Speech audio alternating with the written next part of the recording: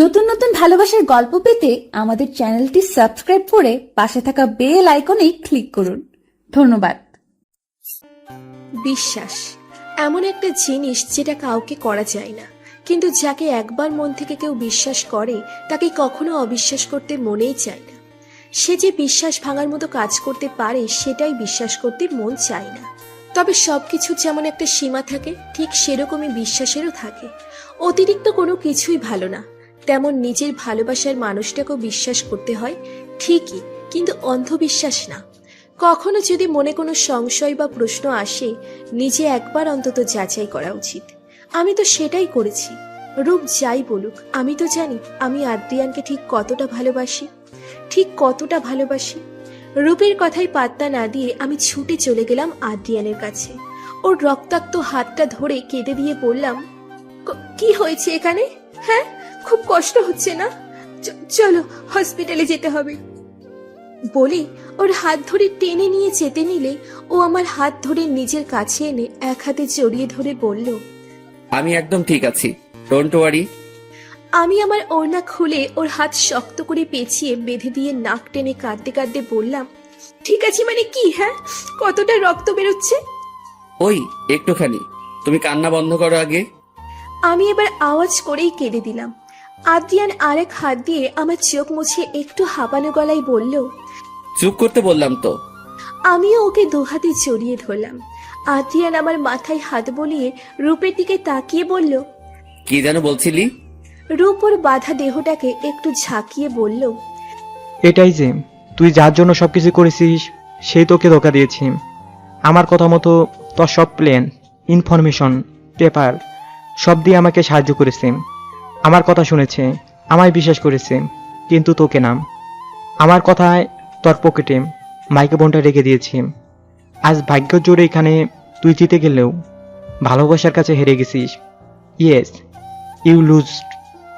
Adrian আমার দিকে একবার তাকালো, কিন্তু আমার চোখ ওর বেঁধে রাখা আহত হাতটার দিকে বারবার যাচ্ছে। আদ্রিয়ান বকা সত্ত্বেও আমার চোখ দিয়ে জল পড়ছে। আদ্রিয়ান আবার আমার চোখ মুছে দিতে দিতে রূপকে বলল, হ্যাঁ ঠিক, ও তোর কাছে আমার ফাইলের ইনফরমেশন, ম্যাপস, ফর্মুলা সব দিয়েছে। এমনকি আমার প্রতিটা মুভমেন্টের খবরও তোকে দিয়েছে। আমার পকেটে মাইক্রোফোনও রেখেছে। সব কারেক্ট আছে, কিন্তু তোর এটা একবারও মনে হচ্ছে না যে এত সবের পরেও আমরা তোদের সবগুলোকে এত ইজিলি কি করে ধরে ফেললাম বলতো? একবারও মনে হলো না যে সব এত ইজিলি কি করে হয়ে গেল? রূপ ভুরু কুঁচকে ফেলল। একবার আমার দিকে, একবার আদ্রিয়ানের দিকে তাকালো। আদ্রিয়ান বাঁকা হেসে বলল, সিরিয়াসলি বলতে হবে, তোর প্ল্যানটা একদম পারফেক্ট ছিল। এইরকম নিখুঁত প্ল্যান ফ্লপ হওয়ার চান্সই নেই বললেই চলে। কিন্তু ভুল একটাই ছিল, যাকে ব্যবহার করে তুই তোর কাজটা করতে চেয়েছিলি সে অনি ছিল। রূপ কিছুই বুঝতে পারছে না। অবাক দৃষ্টিতে একবার আমায় তো একবার আদ্রিয়ানকে দেখে যাচ্ছে। আদ্রিয়ান আবার বলল, হ্যাঁ, ও তোকে সব কিছুই দিয়েছিল, কারণ আমি ওকে দিতে বলেছি। ও তোর কথা মতো সব করেছে, কারণ আমি ওকে করতে বলেছি। আমি বলেছি তাই ও সব করেছে। রূপ বিস্ফোরিত চোখে তাকালো এবার আমার দিকে, যেন ও চিন্তাও করতে পারেনি এমন কিছু একটা হবে। আর আমার চোখের সামনেও সেই দিন রাতের কথা ভেসে এলো। আদ্রিয়ানের মুখে সেসব কথা শুনে বেডে বসে পড়লাম। এক মুহূর্তের জন্য সব থেমে গেছিল আমার। আমি ভাবতেও পারি না আদ্রিয়ান খুন করতে পারে, তাও আমাকে। কি হলো বল?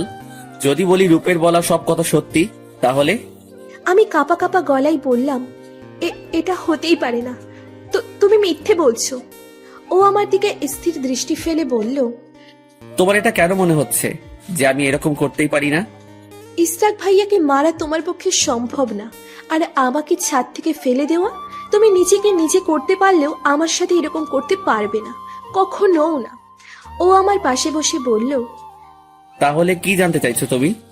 সত্যিটা। রূপ যা যা বলেছে এমনি তো বলেনি। হ্যাঁ, তুমি খারাপ কিছু না করলেও কিছু তো করেছো, সেটা কি?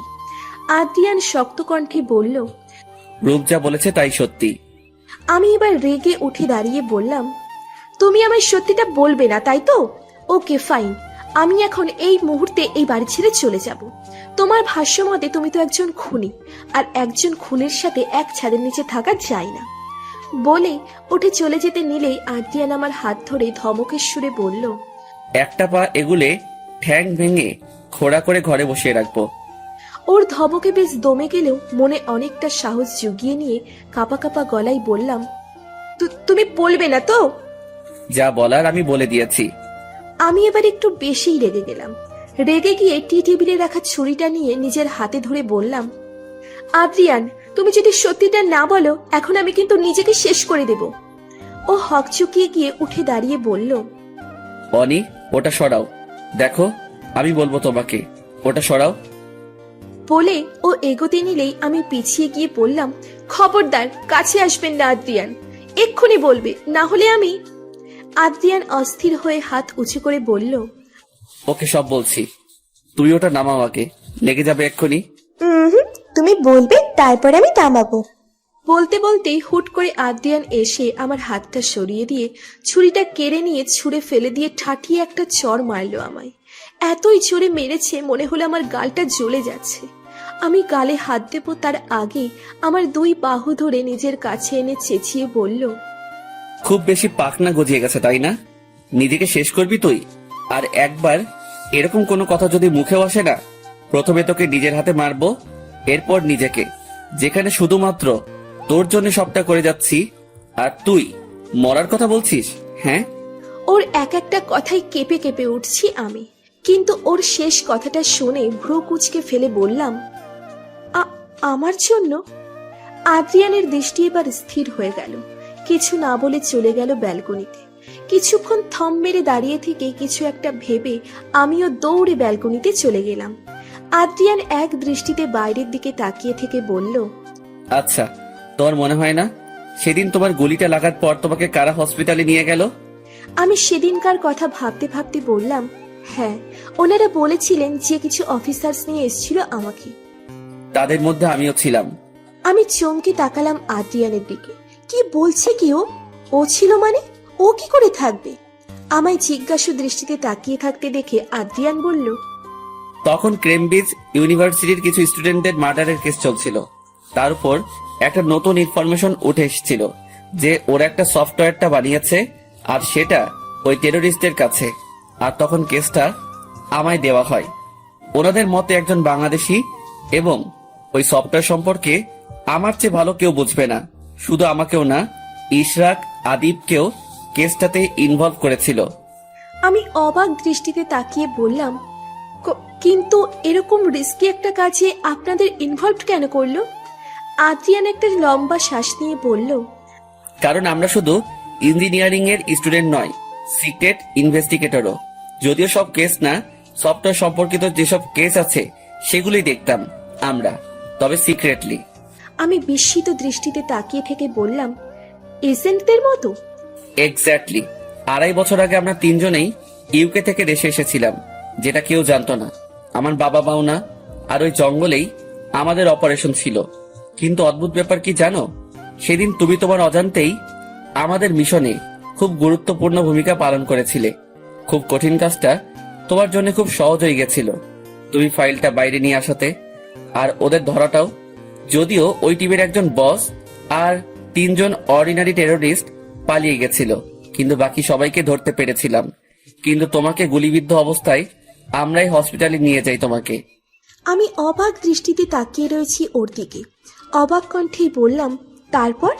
আদ্রিয়ান মুচকি একটু হাসি দিয়ে বলল, মজার ব্যাপার, তোমাকে কোলে নিয়ে গোটা জঙ্গল পেরোনোর দায়িত্বটা আমার ছিল। হসপিটাল নেওয়ার পুরো সময়টা গাড়িতে তুমি আমার 2 বাহুতে আবদ্ধ ছিলে। ওই রকম পরিস্থিতিতেও এক অদ্ভুত ভালো লাগা কাজ করছিল আমার। এরকম মনে হচ্ছিল যেন তুমি আমার খুব কাছের কেউ, খুব কাছের। এই পিচ্চি মেয়েটার মধ্যে যে এত সাহস থাকতে পারে ভাবতেই পারিনি। আর এটাও ভাবিনি যে এই পিচ্চি মেয়েটাই একদিন আমার বউ হবে। আমরা বিডিতে সিক্রেটলি এসেছিলাম, তাই তোমাকে হসপিটালে অ্যাডমিট করে দিয়েই কলেজে জানানোর ব্যবস্থা করেই আমাদেরকে যেতে হয়েছিল। বলে আদ্রিয়ান থামলো। আমিও চুপ করে মনোযোগ দিয়ে ওর কথা শুনছি। এক অদ্ভুত ঘোরের মধ্যে আছি আমি। কিছুক্ষণ চুপ থেকে আদ্রিয়ান বলল, সব ঠিকই ছিল। দেখতে দেখতে 2 বছরের মতো কেটে গেল, কিন্তু এক মুহূর্তের জন্যও তোমাকে ভুলতে পারিনি আমি। ভালোবাসি কিনা জানতাম না, কিন্তু হ্যাঁ, নিজের মন থেকে সরাতে পারছিলাম না আমি তোমাকে। এরপর আমার দেশে ফেরার সময় আসে, ফিরেও আসি, কিন্তু আমি ঘোরের মধ্যে থেকেই বললাম, কিন্তু ভাইয়ার এঙ্গেজমেন্টের দিন যখন তোমাকে দেখলাম, বিশ্বাস করো কিছু সময়ের জন্য থমকে গেছিলাম। ভাবতেই পারিনি আবার দেখা হবে তোমার সাথে। পিঙ্ক গাউন পরে বাচ্চামো করতে থাকা শ্যাম বন্ডের মেয়েটাকে দেখে সেদিন আরেকবার থমকে গেছিলাম। সেদিন বুঝেই গেছিলাম ভালোবাসি আমি তোমাকে, আমার শ্যামাঙ্গীকে, জান পাখিকে। বলে আমার দুই বাহু ধরে নিজের দিকে ঘুরিয়ে বলল, আমার মায়াবিনীকে। আমি ছলে ছলে চোখে তাকিয়ে দেখছি ওর দিকে। ও একটু হেসে বলল, সেদিন আমার গায়ে জুস ফেলে যখন তুমি ভীত দৃষ্টিতে তাকিয়েছিলে, খুব হাসি পাচ্ছিল আমার। আমি ইচ্ছে করে তোমাকে বকেছিলাম, কারণ তোমার ভীত চেহারাটা দেখতে ভীষণ ভালো লাগে আমার। এরপরের দিনগুলো আরো সুন্দর ছিল। ভাইয়া বৌমনির বিয়ের তোড়জোড়, তোমাকে নিয়ে খুনসুটি, সবার হই হুল্লোড়, ইশরাকের বাবা হওয়ার খবর, সবটাই। কিন্তু কিন্তু কি? এর মধ্যেই টেরোরিস্টদের সেই টিমটাই নতুন করে তৈরি হয়। এটাই প্রবলেম। টেরোরিস্টরা কখনো সব এক জায়গায় থাকে না, আলাদা আলাদা জায়গায় থাকে। তাই এদের এক টিম ধরলেই আরেক টিম জেকে বসে। কিন্তু ওইবার ওদের টার্গেট ছিলে তুমি, কারণ ওদের ধারণা ছিল ফাইলটা তোমার কাছে আছে, তাই তোমার লাইফ রিস্ক ছিল। এরপর আমি যেটা করেছি সেটা ঠিক না ভুল তার উত্তর আমি আজও পাইনি। আমি কাপা কাপা কণ্ঠে প্রশ্ন করলাম, সেটা কি? টেরোরিস্টরা এমনি আমাদের উপর নজর রাখছিল। আমি ওদের এটা জানার ব্যবস্থা করে দেই যে ফাইলটা আমার কাছে আছে, তোমার কাছে নয়, যাতে করে ওদের নজর তোমার উপর থেকে সরে আমার উপর এসে পড়ে। কিন্তু আমি ভাবিও নি এই ছোট্ট একটা কাজের পরিমাণ এতটা ভয়াবহ হবে। আমি এবার অনেকটা ভয় পেয়ে গেলাম। ভীত আর জিজ্ঞাসু চোখে তাকিয়ে রইলাম ওর দিকে।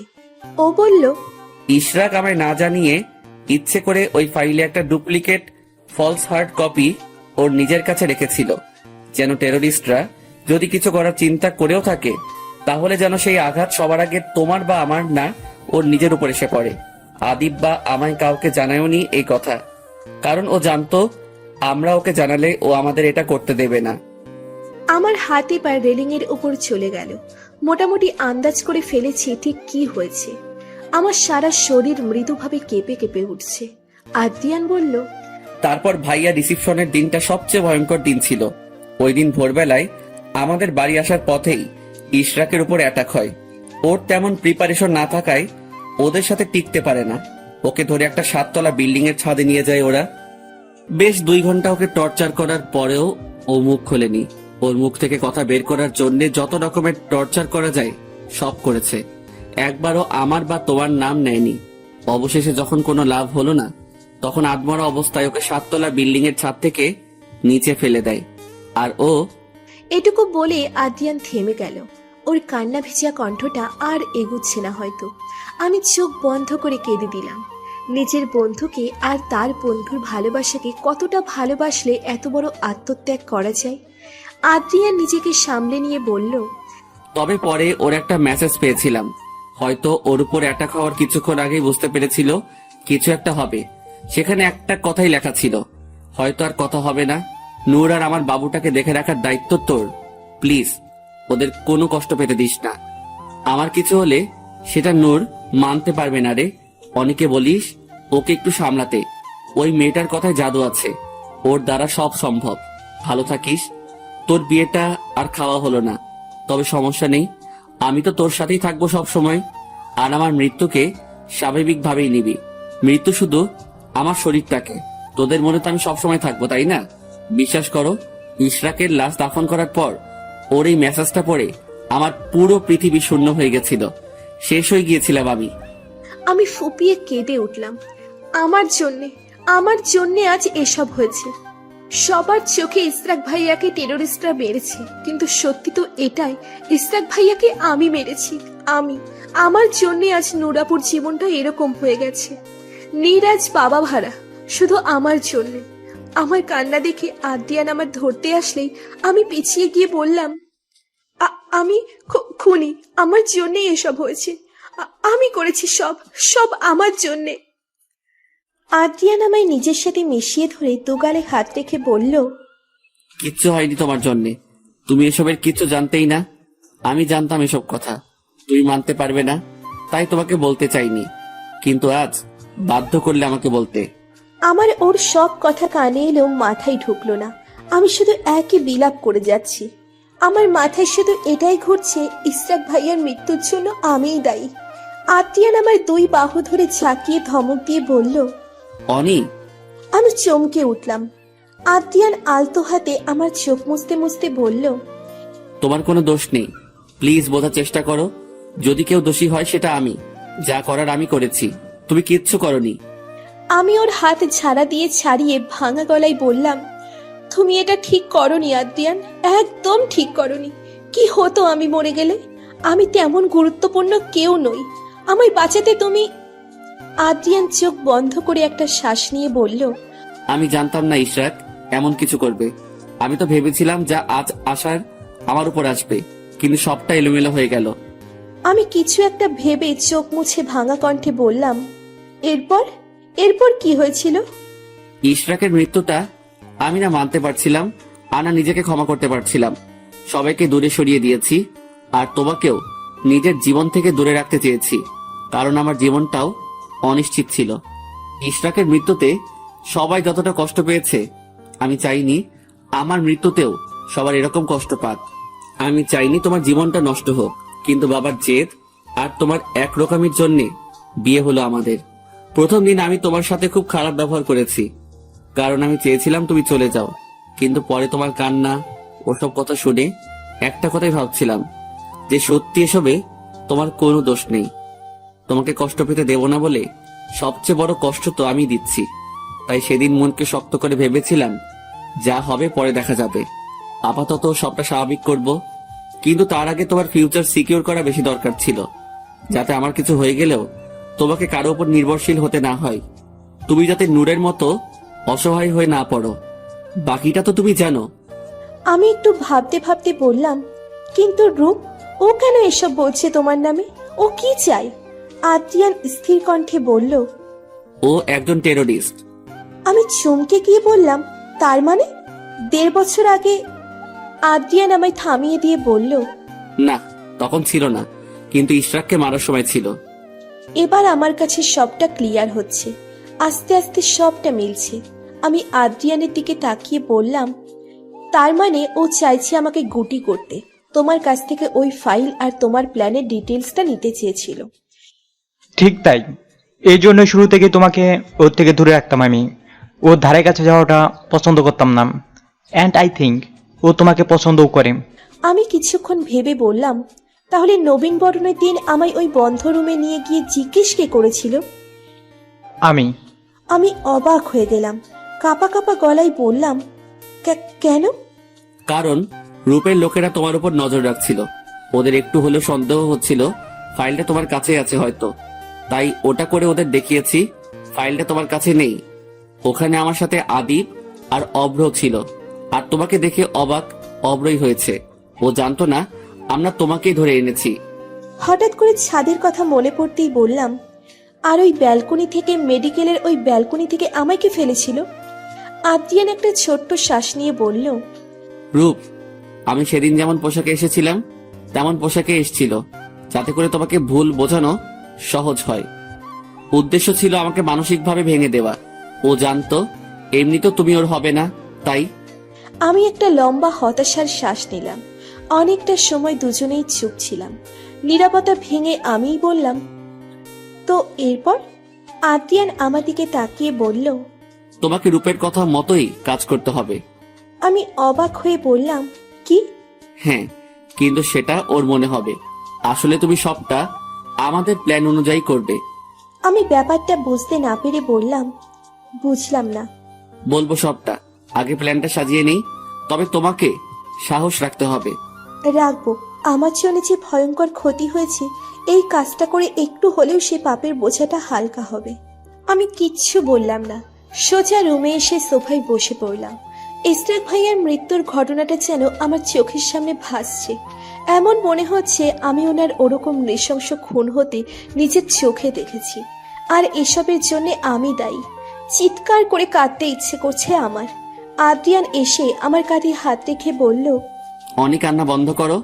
আমার কথাটা আমি হাত সরিয়ে দিয়ে বললাম, কি শুনবো? হ্যাঁ, আর কিছু বলার বাকি আছে তোমার? আদ্রিয়ান জোর করে আমার দুই বাহু ধরে নিজের কাছে এনে বলল। সব কথা তো হয়ে গেছে অনি, তাহলে কেন এসব বলছো? আমি ছাড়া দিয়ে ছাড়িয়ে বললাম, তোমার ধারণা আছে আমার মনে কি চলছে? আমার জন্য একটা বাচ্চা আজ এতিম। আমার জন্য একটি মেয়ে দিন রাত নিজের ভালোবাসার স্মৃতি নিয়ে কান্না করে। আমার জন্য একটা হাসি খুশি প্রাণবন্ত ছেলে নিজের সব স্বপ্নকে অপূর্ণ রেখে চলে গেল। কি করে ক্ষমা করব নিজেকে? তুমি ঠিক করনি এটা আদ্রিয়ান, ক্ষমা করব না আমি তোমাকে।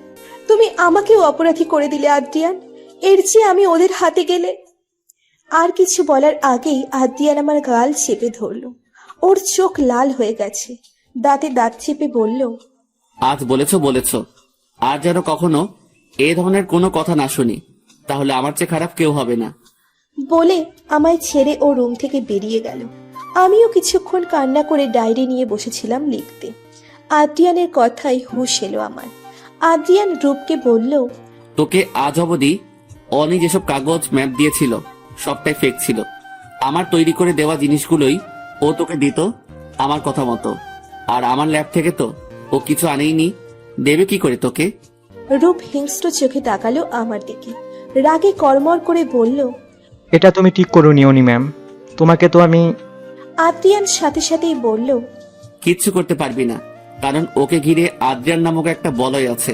ওকে ছুতে গেলেও সেই বলয় ভেদ করে যেতে হবে, যা তোর পক্ষে অসম্ভব। রূপ একটু চিন্তা করে বলল, কিন্তু ওই মাইক্রোফোন, ওটা তো ও সত্যিই তোর পকেটে রেখেছিল। আদ্রিয়ান হালকা হেসে থুতনি চুলকে বলল, তোর হাতের ওই ব্রেসলেটটা চেক কর। উপস, সরি, তোর হাত বাঁধা। অফিসার, একটু হেল্প করুন ওকে। অফিসার গিয়ে রূপের হাতের ব্রেসলেট থেকে একটা মাইক্রোফোন বের করলো। রূপ অবাক হয়ে তাকিয়ে আছে, আর আমি কাল বিকেলের কথা ভাবছি। কালকে আমি ইচ্ছে করে রূপের উপর হোঁচটকে পড়েছিলাম, কারণ ওর হাতে ভর করে ওঠার সময় মাইক্রোফোনটা লাগিয়ে দিয়েছি। এটাও আদ্রিয়ানেরই প্ল্যান ছিল।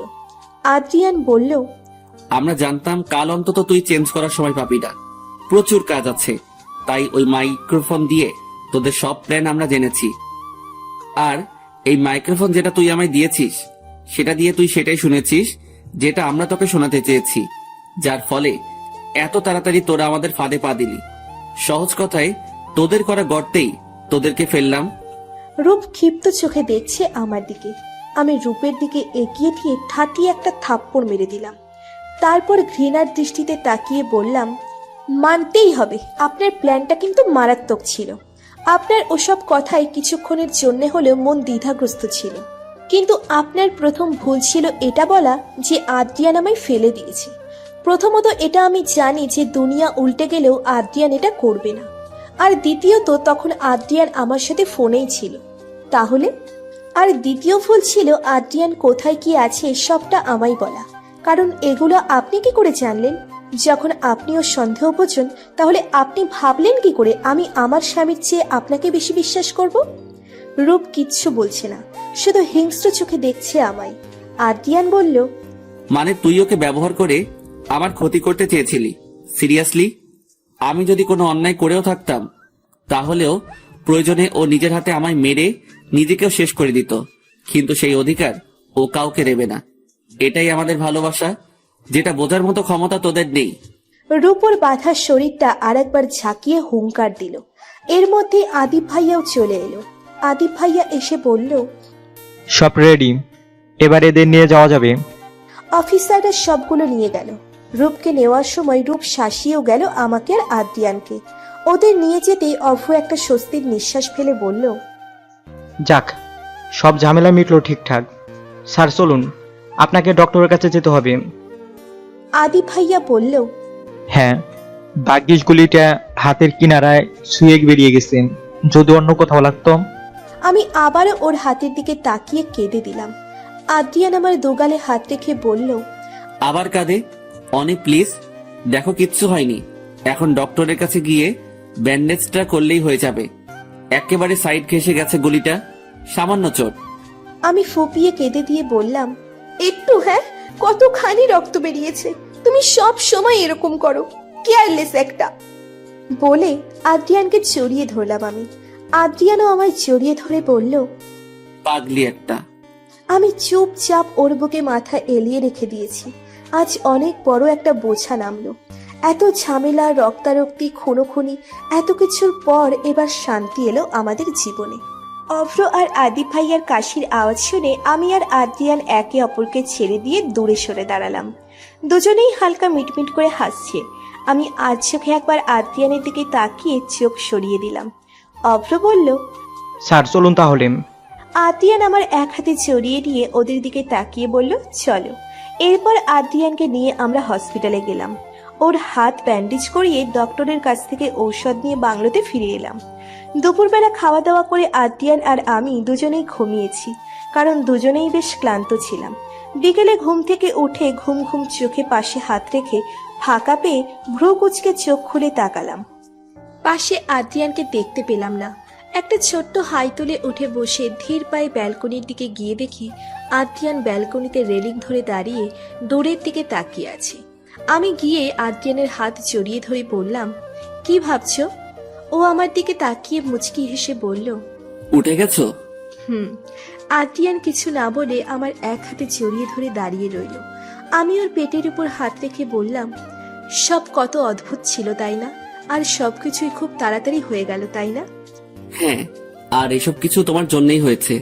তুমি এতটা হেল্প না করলে কাজটা এত সহজ হতো না। আমি কিছুক্ষণ চুপ করে ভেবে বললাম, কিন্তু রূপ, ও কি করে আমার উপর এতটা ভরসা করে ফেললো? মানে ও কি করে ভেবে নিল যে আমি ওকে হেল্প করব, ওর কথা শুনবো? আদ্রিয়ান স্বাভাবিকভাবেই বলল, সিম্পল, ও জানতো তুমি খুব ইমোশনাল, আর তোমার ইমোশনকে হাতিয়ার করাটা সহজ হবে। তাই ইশরাকের মৃত্যু, আমার ভালোবাসা, এসব বলে তোমার উইক পয়েন্টে আঘাত করে তোমার ব্রেইন ওয়াশ করতে চেয়েছে। সেদিন যদি আমি তোমাকে সত্যিটা না বলতাম, তাহলে হয়তো সত্যি তুমি একটা ভুল করে বসতে। আমি একটা লম্বা শ্বাস ফেলে বললাম, রূপ তো সব আমায় আলাদা করে বলেছিল, কিন্তু তুমি কি করে জানলে এসব কথা? আদ্রিয়ান একটা ছোট্ট শ্বাস নিয়ে বলল, আসলে ওর উপর আমাদের কিছু অফিসারদের সারাক্ষণ নজর ছিল, তাই এসব প্ল্যান আমরা সবই জানতাম। আমি এবার হালকা ধরা গলায় বললাম, জানো কাল সারা রাত আমার কতটা ভয় কেটেছে। প্রতিটা মুহূর্তে তোমাকে হারিয়ে ফেলার ভয়টা মনে চেকে বসেছিল। খুব বেশিই ভয় করছিল, ছাড়তেই ইচ্ছে করছিল না আজ সকালে তোমাকে। তুমি যাওয়ার পর প্রতিটা সেকেন্ড বিষের মতো কেটেছে আমার। আজ বুঝতে পারছি নুরাপু কতটা কষ্ট পেয়েছে, আর আজও পাচ্ছে। আদ্রিয়ান শূন্য দৃষ্টিতে আকাশের দিকে তাকিয়ে থেকে বলল, জানো, ওদের জেরা করে যা বুঝলাম তাতে ইশরাক ওর মৃত্যুর 15 মিনিট আগে বুঝতে পেরেছিল টেররিস্টরা ওকে টার্গেট করেছে। ও আমাদের ফোর্সকে জানিয়েছিল, কিন্তু আমায় জানায়নি, কারণ ও জানতো আমি জানতে পারলে কিছু না ভেবেই একাই চলে যাব ওখানে। ও সেটা চায়নি, তাই আমাকে মেসেজটাও হোয়াটসঅ্যাপে করেছে, কারণ ও জানতো আমি ওই মুহূর্তে অনলাইন যাব না। কিন্তু সব অফিসার তাদের ফোর্স নিয়ে পৌঁছাতে ওখানে গিয়ে ইশরাককে আর খুঁজে পাইনি। আর পরে যখন পেল, তখন ও আর। আমি চুপ করে আছি। আদ্রিয়ান একটা তাচ্ছিল্যের হাসি দিয়ে বলল, আমাদের বাঁচিয়ে দিয়ে গেল, কিন্তু এটা বুঝলো না যে সারা জীবন ওর মৃত্যুর এই দায়, এই গ্লানিবোধ বয়ে বেড়াতে কেটে যাবে আমার। চাইলেও নিজেকে ক্ষমা করতে পারছি না আমি। আমিও ভাঙা গলায় বললাম, দায়িত্ব আমারও আছে। তুমি যত চাই বলো, সবটা তো আমার জন্য হয়েছে তাই না? না হলে তো ওদের জানার কথাই না ফাইলটা আপনাদের কাছে আছে। আদ্রিয়ান এবার আমার দুই বাহু ধরে নিজের দিকে ঘুরিয়ে বলল, আর এসব কথা বলবে না, তুমি তো এসবের কিছু জানতে না, আর না এসবের মধ্যে ছিলে। আমি কিচ্ছু বললাম না, শুধু নীরব ধারায় দুফোঁটা চোখের জল বিসর্জন দিলাম। আদ্রিয়ান আমার দুটো চোখ মুছে দিয়ে বলল, যা হয়ে গেছে সেটা আমরা বদলাতে পারবো না, কিন্তু তোমাকে একটা কথাই বলছি, আমায় কখনো ছেড়ে যেও না প্লিজ। ইশরাক চলে যাওয়ার পর তুমি আমাকে সামলে নিয়েছিলে, কারণ আমায় সামলানোর ক্ষমতা তোমার ছাড়া আর কারণ নেই। কিন্তু তুমি আমায় ছেড়ে চলে গেলে আমি শেষ হয়ে যাব। ও আমার দুই হাত নিজের দুই হাতের মুঠোয় নিয়ে বলল, প্লিজ আমাকে একা ফেলে কোনোদিন ছেড়ে যেও না প্লিজ। আমি কিছু না বলে আদ্রিয়ানকে জড়িয়ে ধরলাম। আদ্রিয়ানও আমায় শক্ত করে জড়িয়ে ধরল। আদ্রিয়ান আর আমি একে অপরকে শক্ত করে জড়িয়ে ধরে আছি। আমার এমন মনে হচ্ছে যেন কত যুগ পর ওকে কাছে পেলাম আমি। ছেড়ে দিলেই আবার কোথাও একটা হারিয়ে যাবে। পরদিন সকালবেলা আমরা খাওয়া দাওয়া করছি, খেয়ে বেরিয়ে যাব। আদ্রিয়ান খেতে খেতে বলল, অব্র, চল আমাদের সাথে ঢাকা। অভ্র মুচকি হেসে বলল, না স্যার, এখন আর নাম, পরে এক সময় যাব, প্রমিস। আমি ভ্রুকুচকে বললাম, আজ অব্দি তো এখনো যাওনি আমাদের বাড়িতে, আর তোমার গার্লফ্রেন্ডকেও তো দেখা হলো না। যাবো তো ম্যাম, সুযোগ করে গার্লফ্রেন্ডকেও দেখিয়ে নেব। যদিও এখনো গার্লফ্রেন্ড বলা যায় না, আবার গার্লফ্রেন্ড না সেটাও বলা যাচ্ছে না। আদ্রিয়ান মাথা তুলে তার সেই বিখ্যাত স্টাইলে ভ্রুজোড়া বাঁকিয়ে নিয়ে বলল, হাফ গার্লফ্রেন্ড পাতিয়ে বসে আছো নাকি? মেয়েটাকে দেখার ইন্টারেস্ট তো দিন দিন বেড়ে চলেছে। আদিব ভাইয়া আর অভ্র দুজনেই শব্দ করে হেসে দিল। আমি একটু হাসলাম, কিন্তু কিছু বললাম না। সত্যি বলতে এখন আমারও মেয়েটাকে দেখতে ইচ্ছে করছে। এর মধ্যেই 2 দিন কেটে গেল। গতকাল চট্টগ্রাম থেকে ঢাকা চলে এসেছি আমরা। আসার পর আদ্রিয়ানের ব্যান্ডেজ করা হাত দেখে সবাই উত্তেজিত হয়ে গেছিল, এটা ওটা প্রশ্ন করছিল। পরে আদ্রিয়ান নিরিবিলি বসে সবটা বলেছে। সবটা শুনে সবাই তো মারাত্মক অবাক হয়েছে, আবার আমাদের উপর একটু রাগও করেছে। কেন আমরা নিজেরা এত বড় রিস্ক নিতে গেলাম? আদ্রিয়ান আর আমি বহু কষ্টে এদের সবাইকে ম্যানেজ করে নিয়েছি ঠিকই, কিন্তু কাজটা সহজ ছিল না। আর সবার ভয়ের একটা বিশেষ কারণ ছিল রূপের পালিয়ে যাওয়াটা। হ্যাঁ, রূপ পালিয়েছি। কিভাবে পালালো তার জন্য আদ্রিয়ান বেশ রেগেও গেছিল প্রচুর। যদিও খোঁজা হচ্ছে ওকে, কিন্তু গোটা ব্যাপারটা আমার কাছে ক্লিয়ার নয়। কারণ আমার আর এত প্রেশারগুলো ভালো লাগছিল না, তাই আদ্রিয়ানও আমার সাথে এসব নিয়ে কোনো আলোচনা করেনি। সন্ধ্যায় আমি, আপি, সাবিন মিলে ছাদে বসে পকোড়া খেতে খেতে আড্ডা দিচ্ছি। আপি খেতে খেতে একটু বিরক্ত হয়ে বলল, আমাদের কাউকে কিছু না বলে চিটাগাঙে গিয়ে যেমন কাণ্ড ঘটিয়ে চলে এলি, যদি কিছু হয়ে যেত। সাবিনও সাই দিয়ে বলল, হ্যাঁ ভাবি, একদম সত্যি কথা। কিন্তু কতটা রিস্কি ছিল। তারপরে ওই টেরোরিস্টটা নাকি আবার পালিয়ে গেছে। আমি কয়েক সেকেন্ড চুপ থেকে বললাম, করতে তো হতোই বলো, কিন্তু তোমাদের আগে বললে কি লাভ হতো?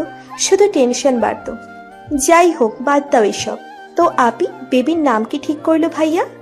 আপি একটু বিরক্ত হওয়ার ভান করে বলল, থামবি তুই, সবে 4 মাস হলো। সাবিন ফোন দেখতে দেখতে বলল, হ্যাঁ সেই, দেখতেই তো পাই কি কি চলে চারপাশে। বলেই সাবিন আর আমি দুজনেই হেসে দিলাম। কিছুক্ষণ আড্ডা দেওয়ার পর সাবিনের দিকে তাকিয়ে দেখি ফোনের দিকে তাকিয়ে মিটমিটিয়ে হেসে যাচ্ছে। আমি আর আপি ভ্রুকুচকে একে অপরের দিকে তাকালাম। সাবিনকে জিজ্ঞেস করতেই বেশ সুন্দরভাবে এড়িয়ে চলে গেল এই মেয়ে। কিন্তু কিছু যে ঘোট পাকিয়ে বসে আছে সেটা আপি আর আমি দুজনেই বেশ ভালো করে বুঝতে পারলাম। সময় খুব দ্রুতই প্রবাহমান। দেখতে দেখতে 2 বছর পার হয়ে গেল, বুঝতেই পারিনি। 2 বছর পর আজ এই ডায়েরিতে লিখছি। মাঝখানে ডায়েরিটা হারিয়ে গেছিল। আজ হঠাৎই ঘর পরিষ্কার করতে গিয়ে মনি উদ্ধার করলো এটা, তাই ভাবলাম বাকি লেখাটা এখানেই লিখি। নূরাপুর সাথে আর দেখা করতে যাইনি আমি। নিজেকে অপরাধী মনে হয় ওনার চোখের দিকে তাকালে। মনে হয় ওনার এই অবস্থা শুধু আমার জন্য। 2 বছরে অনেক কিছু বদলে গেছে। আপির ছেলে বাবু হয়েছে, নাম রেখেছি হিয়াজ। আপি আর ইফাজ ভাইয়া দুজনের ঠিক করা নাম এটা। এখন 1.5 বছর হয়েছে ওর।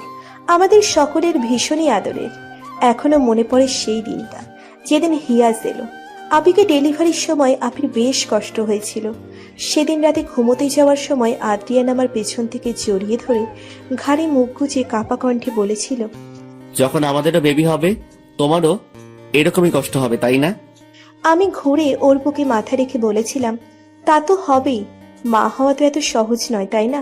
দীর্ঘ 9 মাসের প্রতিটা মাস আলাদা আলাদা রকম অসহনীয় কষ্ট। এরপরে ডেলিভারির সময় সেই চরম কষ্টের ফলেই একটা মেয়ে মা হয়, পূর্ণ হয়। ও অসহায় কণ্ঠে বলেছিল, আচ্ছা, একটা বাচ্চা অ্যাডপ্ট করে নিলে হয় না? আমি অবাক কণ্ঠে বলেছিলাম, কি? একটা বাচ্চা হলেই তো হয়, তাই না? আমরা তো একটা অ্যাডপ্ট করতেই পারি। আমি মাথা তুলে ওর গালে হাত রেখে বলেছিলাম, সব মেয়েকেই এই কষ্টটা সহ্য করতে হয়, আর আল্লাহ এই কষ্ট সহ্য করার শক্তি ওই সব মেয়েদের মধ্যে এমনিই দিয়ে দিয়েছেন। সবাই করে, আমিও করে নেব আদ্রিয়ান, কিন্তু সন্তান গর্ভে ধারণ করার যে সুখ, সেটা থেকে আমায় বঞ্চিত করবেন না। আজ দেখেছেন এত কষ্ট পাওয়ার পরেও যখন বাচ্চাটাকে আপির কোলে দেওয়া হয়েছিল, তখন আপির মুখে তৃপ্তির এক হাসি ছিল।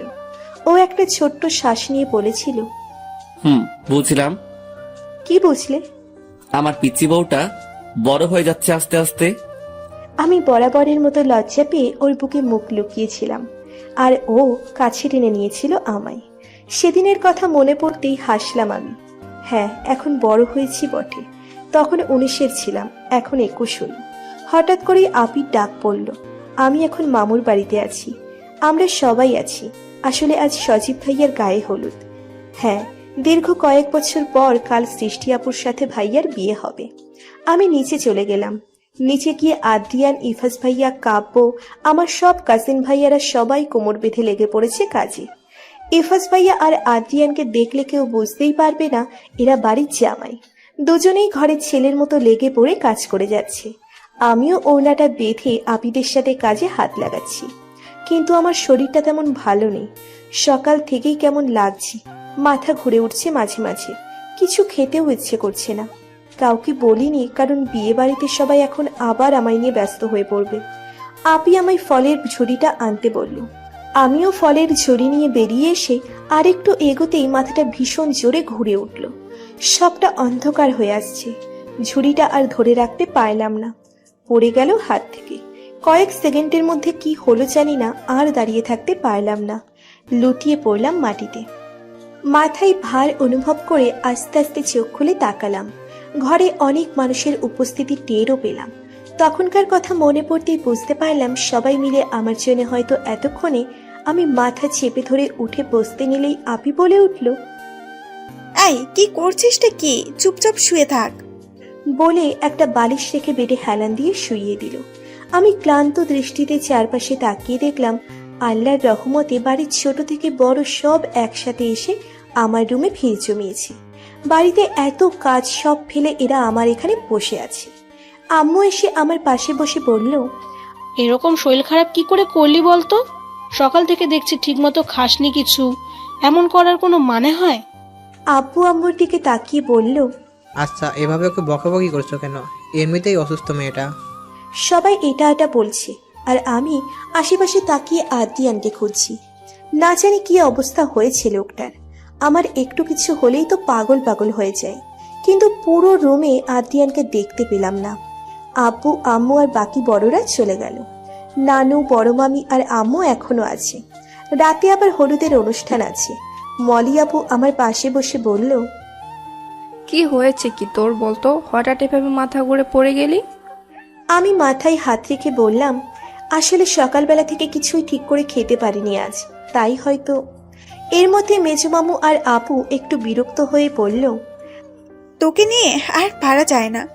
আদ্রিয়ান কিন্তু খুব রেগে আছে। আমি কিছু বলবো তার মধ্যেই আদ্রিয়ান দরজার কাছে এসে দাঁড়ালো। আদ্রিয়ানকে দেখে আমি একটা শুকনো ঢোক গিললাম। আদ্রিয়ানের চোখ মুখ দেখে বোঝা যাচ্ছে না ওর মুড এখন ঠিক কিরকম। আমি উঠে নামতে গেলেই আদ্রিয়ান শক্ত গলায় বলল, মামুনি, ওকে নড়তে না করো, আমি কিন্তু এবার ঠ্যাং ভেঙে ফেলবো। আর তাতে যদি তোমাদের কারো সমস্যা হয় তাহলে বলো, আমি তোমাদের মেয়ে তোমাদের কাছে রেখে যাব।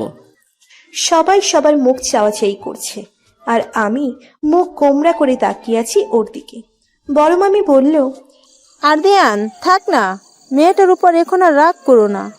আদ্রিয়ান বিরক্ত হয়ে ভেতরে এসে বলল, রাগ করবো না তো কি করব বলতে পারো মামি? 2টা দিন একটু ব্যস্ত ছিলাম, তাই ম্যাডামের খাবারের দিকে নজর দেওয়া হয়নি আমার। দেখো আজ শরীরের অবস্থা দেখো।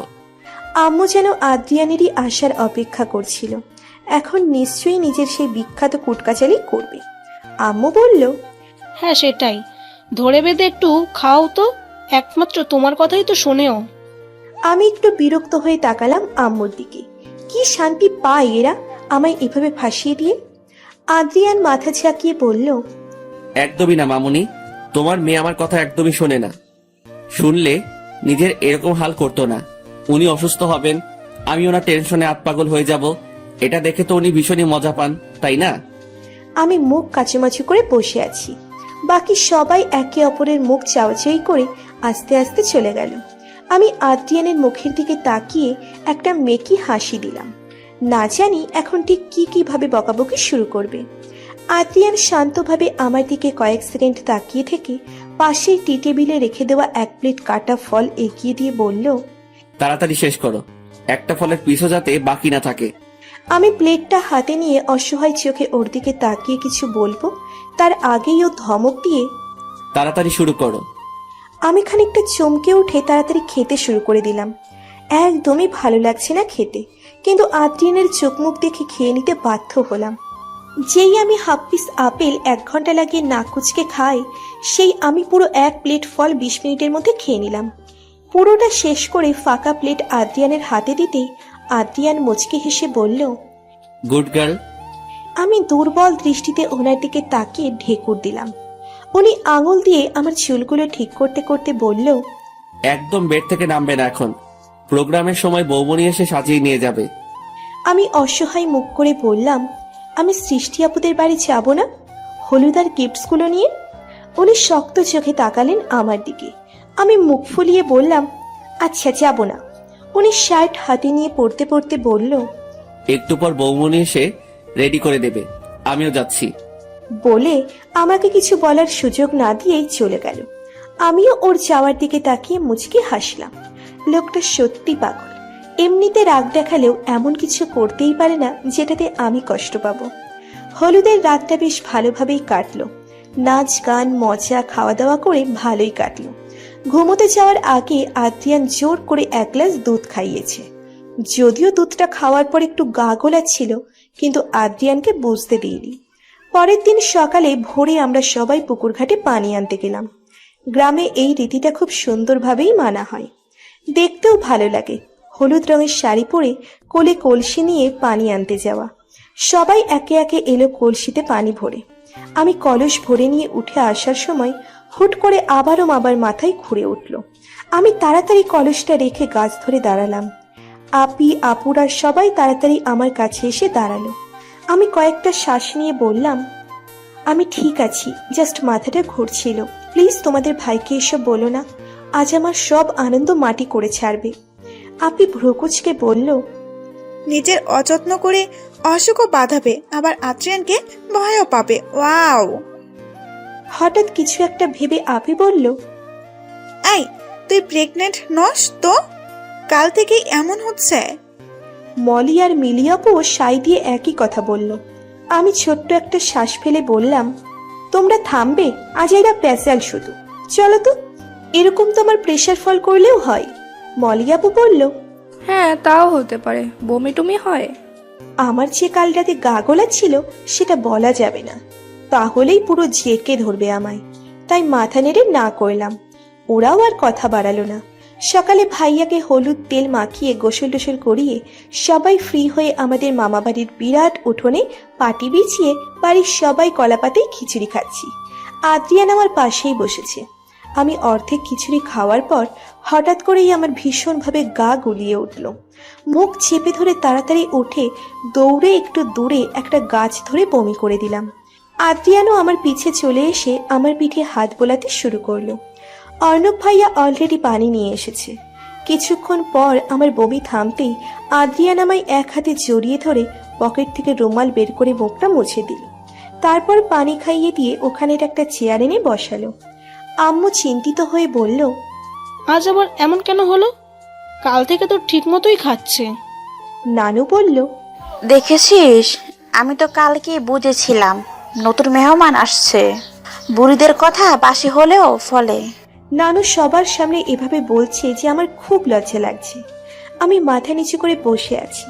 বড় মামি বলল, আচ্ছা ঠিক আছে, বিয়ের অনুষ্ঠানটা মিটুক, এরপর না হয় ঢাকা গিয়ে টেস্ট করিয়ে নেবে। আদ্রিয়ান যাও তো, ওকে নিয়ে ঘরে যাও। আদ্রিয়ান সবার সামনে দিয়েই আমি কোলে তুলে নিয়ে হাঁটা দিল। এই ছেলেটা এমন কেন? শুধু সবার সামনে লজ্জায় ফেলে আমায়। রুমে এনে আমাকে বেডে বসাতেই আমি আদ্রিয়ানের দিকে তাকিয়ে অসহায় মুখ করে বললাম, দেখো, আমি কিন্তু কাল থেকে তোমার সব কথাই শুনেছি, আমায় বকবে না। ও আমার পাশে বসে বলল, সেজন্যই বেশি টেনশন হচ্ছে। হঠাৎ এমন হচ্ছে কেন? অনেক খারাপ লাগছে না? চলো ডক্টর দেখিয়ে নিয়ে আসি। আমি ওর হাত ধরে বললাম, পাগল হয়ে গেছো নাকি? কালকের দিনটাই তো, পরশু আমরা চলে যাব। আর তাছাড়াও আমার এখন খারাপ লাগছে না। কাল থেকে বিয়ে বাড়ির উল্টোপাল্টা খেয়েছি, তাই হয়তো এমন হয়েছে। বমি করার পর ভালো লাগছে।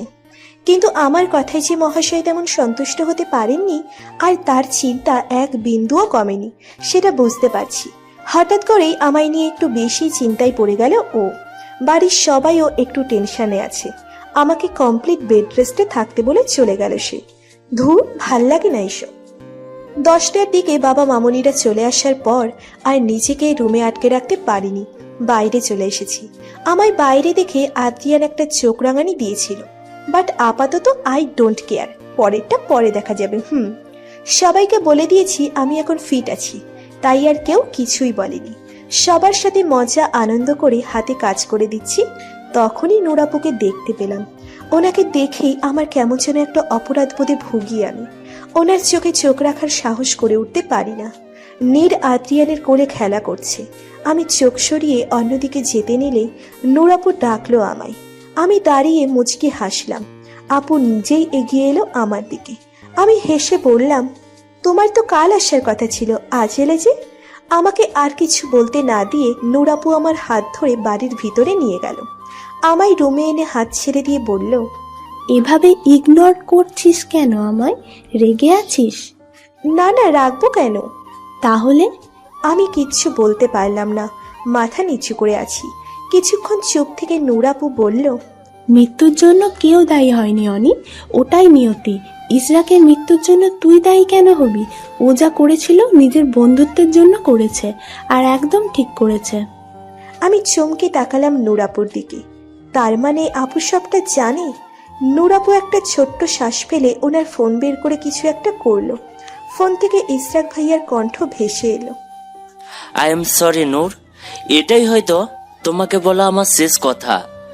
আমি জানি আমি হয়তো খুব স্বার্থপরের মতো কাজ করেছি, কিন্তু কি করব বলো, আদ্রিয়ানও আমার প্রাণ। তুমি জানো ছোটবেলা থেকে আজ অবধি অনেক করেছে ও আমার জন্যে, যা আমি বলেও শেষ করতে পারবো না। আমার সব রকম মুহূর্তে আমার পাশে ছিল ও, তার বিনিময়ে এইটুকু করব না? পারলে আমাকে ক্ষমা করে দিও। আর আমার বাবুকে কিন্তু সুস্থভাবে তোমাকেই পৃথিবীতে আনতে হবে। ওকে বলো ওর বাবা ওকে ভীষণ ভালোবাসে।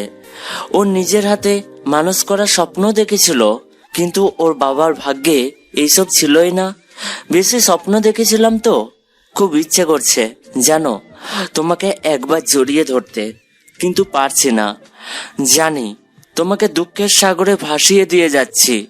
পারলে তোমার এই স্বার্থপর হাজবেন্ডকে ক্ষমা করে দিও। ভালোবাসি, খুব বেশি ভালোবাসি। আমার চোখ দিয়ে নীরবে জল পড়ছে। নুরাপুও কাঁদছে। আপু চোখ মুছে আমার কাঁধে হাত রেখে বলল, ও যা করেছে তার জন্য আমার গর্ব হয়। গর্ব হয় যে আমি ওর মতো একজনের স্ত্রী। আর আমি এটাই প্রার্থনা করি ওর মতো এইরকম স্বার্থপর যেন সবাই হতে পারে। কিন্তু এইসবে তোর দোষ নেই, একদমই নেই। আমি নুরাপুকে জড়িয়ে ধরে কেঁদে দিলাম। নুরাপুও কাঁদছে, শব্দ করেই কাঁদছে। আমিও আটকাচ্ছি না। কখনো কখনো কাঁদা উচিত, ভেতরটা হালকা হয়। ভাইয়ার বিয়ে মিটিয়ে কালকেই ঢাকা চলে এসেছি আমরা, আর আজ হসপিটালে এসেছি। হসপিটালের বাইরে আমি গাড়িতে বসে টেনশন করছি আর আদ্রিয়ানের আসার অপেক্ষা করছি। জানি না রিপোর্টে কি আসবে, চিন্তা হচ্ছে খুব। কিছুক্ষণ পর আমার অপেক্ষার অবসান ঘটিয়ে আদ্রিয়ান এলো। এসে ড্রাইভিং সিটে বসলো। চোখে মুখে এক রাশ গাম্ভীর্য। আমি জিজ্ঞাসু দৃষ্টিতে তাকিয়ে আছি ওর দিকে। ও জোরে জোরে কয়েকটা শ্বাস নিয়ে বলল, রিপোর্ট পজিটিভ। আমি অবাক হয়ে তাকিয়ে আছি আদ্রিয়ানের দিকে। কিছুক্ষণ ওর দিকে অবাক হয়ে তাকিয়ে থেকে কাঁপা কাঁপা হাতে নিজের পেটে হাত রাখলাম। পেটে হাত রেখে ছলো ছলো চোখে ওর দিকে তাকিয়ে বললাম, আমি মা হব? আমাদের বেবি আসছে? আমি সাথে সাথেই চোখের জলটা ছেড়ে দিলাম। কিছুক্ষণ চোখ বুঝে ফিল করলাম এই মুহূর্তটাকে, কিন্তু আদ্রিয়ানের গম্ভীর মুখ মনে পড়তেই চোখ খুলে বললাম, তুমি খুশি হওনি? আদ্রিয়ান অসহায় দৃষ্টিতে আমার দিকে তাকালো। ওর হালকা ঘাম বেরোচ্ছে।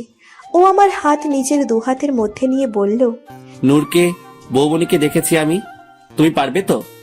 আমার আরেকটু সময় দেওয়া উচিত ছিল, তাই না? আমি একটা ছোট্ট শ্বাস ফেলে বললাম, আদ্রিয়ান, আমার 21 বছর হয়ে গেছে, এতটাও বাচ্চা নই আমি। আমি নিজেও একজন মেডিকেল স্টুডেন্ট, তাই আমি জানি আমি ঠিক পারবো। আদ্রিয়ান আমার কথায় খুব একটা স্বস্তি পেল না। কিছুক্ষণ চুপ করে থেকে হঠাৎ করেই আমার পেটে হাত রাখলো। তারপর ধীর কণ্ঠে বলল, এখানে আমাদের বেবি আছে তাই না? একটু একটু করে বড় হবে, এরপর বাইরে আসবে, কচি কচি হাত পা নাড়বে, খিলখিল করে হাসবে, কাঁদবে। আমি বুকে জড়িয়ে ওর কান্না থামাবো, ওর হাত ধরে এক পা করে হাঁটতে শেখাবো, আদো আদো কণ্ঠে বাবা ডাক শুনবো। এটুকু বলে ঝুঁকে আমার পেটে আলতো করে একটা চুমু দিল। আমি এক দৃষ্টিতে দেখছি ওকে। একটু আগেই ভয় পাচ্ছিল, কিন্তু মুহূর্তেই এই বাচ্চা নিয়ে কত স্বপ্ন বুনে ফেললো মনে। এরকম পাগলামো আরেকজনকেও করতে দেখেছিলাম আমি। কত স্বপ্ন, ইচ্ছে ছিল তার মনে, কিন্তু শেষে সেই স্বপ্নগুলো এক একটা দীর্ঘশ্বাস ছাড়া আর কিছুই না এখন। আজ পুরো বাড়িতে আনন্দের রমরমা পরিবেশ তৈরি হয়ে গেছে। সবাই খুব খুশি।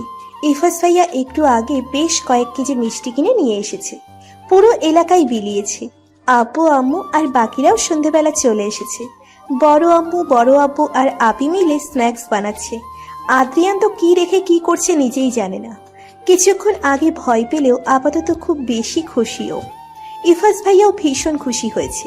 দুই ভাই মিলে সবার সাথে কথাবার্তা বলছে। আদ্রিয়ান তো সারাক্ষণ হিয়াজকে নিজের কোলে রেখেই দিয়েছে। দাদি তো সেই কখন থেকে এটা ওটা বলে আসর মাতিয়ে রাখছে, আর আমি অসহায় বাচ্চার মতো সোফায় মাথা নিচু করে বসে আছি। বেশ অনেকটা লজ্জা লাগছে আমার।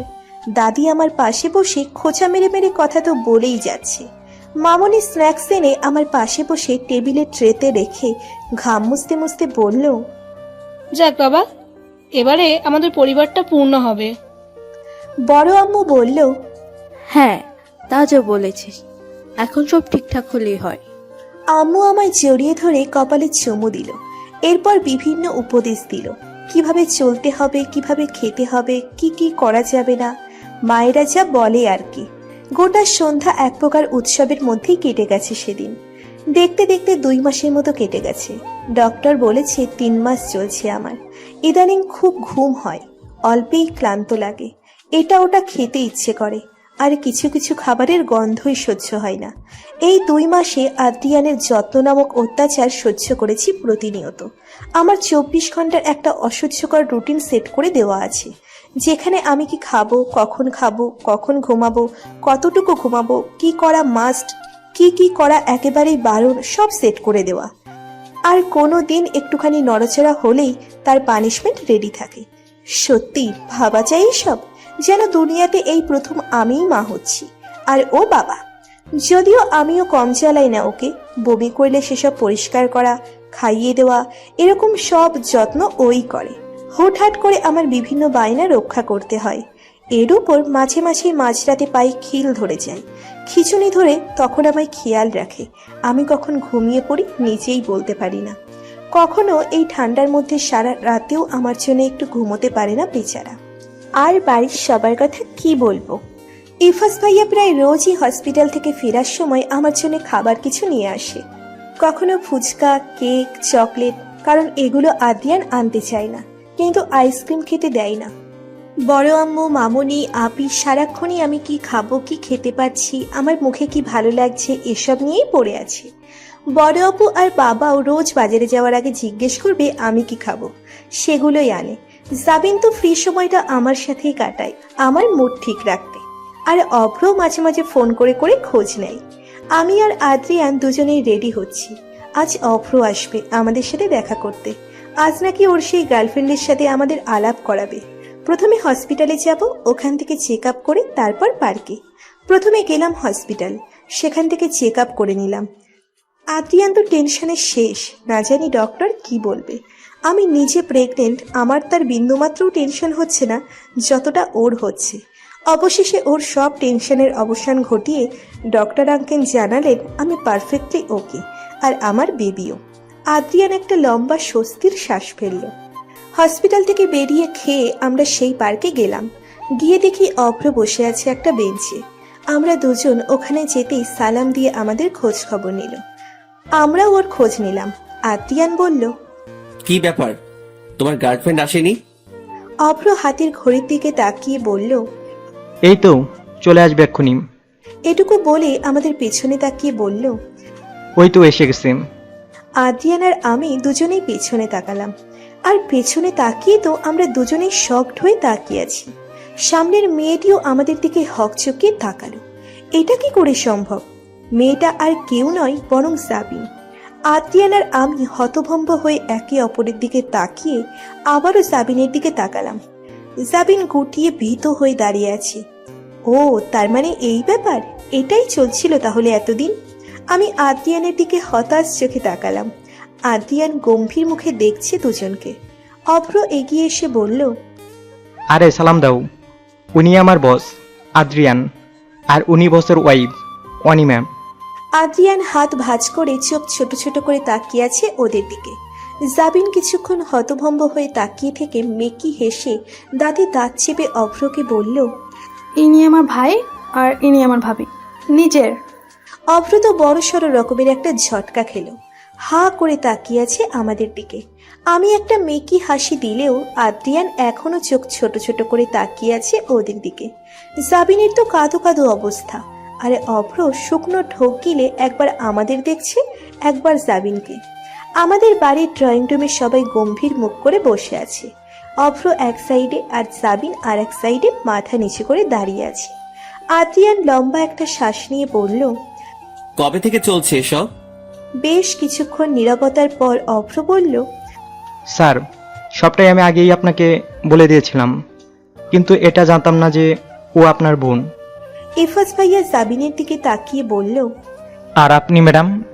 জাবিন অসহায় কাছুমাছু মুখ করে আদ্রিয়ানের দিকে তাকিয়ে নিচু কণ্ঠে বলল, সরি ভাইয়া। অভ্র মাথা নিচু করে রেখেই বলল, আমিও সরি স্যার। আদ্রিয়ান এবার উঠে দাঁড়িয়ে পকেটে হাত ঢুকিয়ে বলল। তো এখন কি চাইছো তোমরা? আবারও বেশ কিছুক্ষণ নীরবতা ছিল। নীরবতা ভেঙে অভ্র বলল, স্যার, আপনি যা চাইবেন। বাড়ির সবাই অভ্রকে চেনে, ওর মতো ছেলে খুব কমই হয়, কিন্তু আমাদের সবার দৃষ্টি এখন ইফাজ ভাইয়া আর আদ্রিয়ানের দিকে। এমনকি বড় আপু আর বাবাও আদ্রিয়ানের সিদ্ধান্ত ছাড়া কাজ করেন না, কারণ ওনারা জানেন ইফাজ ভাইয়া আর আদ্রিয়ান দুজনেই বয়স কম হলেও খুব বিচক্ষণ মানুষ, যা সিদ্ধান্ত নেয় খুব ভেবেই নেন। অভ্র আর জাবিনের মুখটা দেখার মতো হয়ে আছে।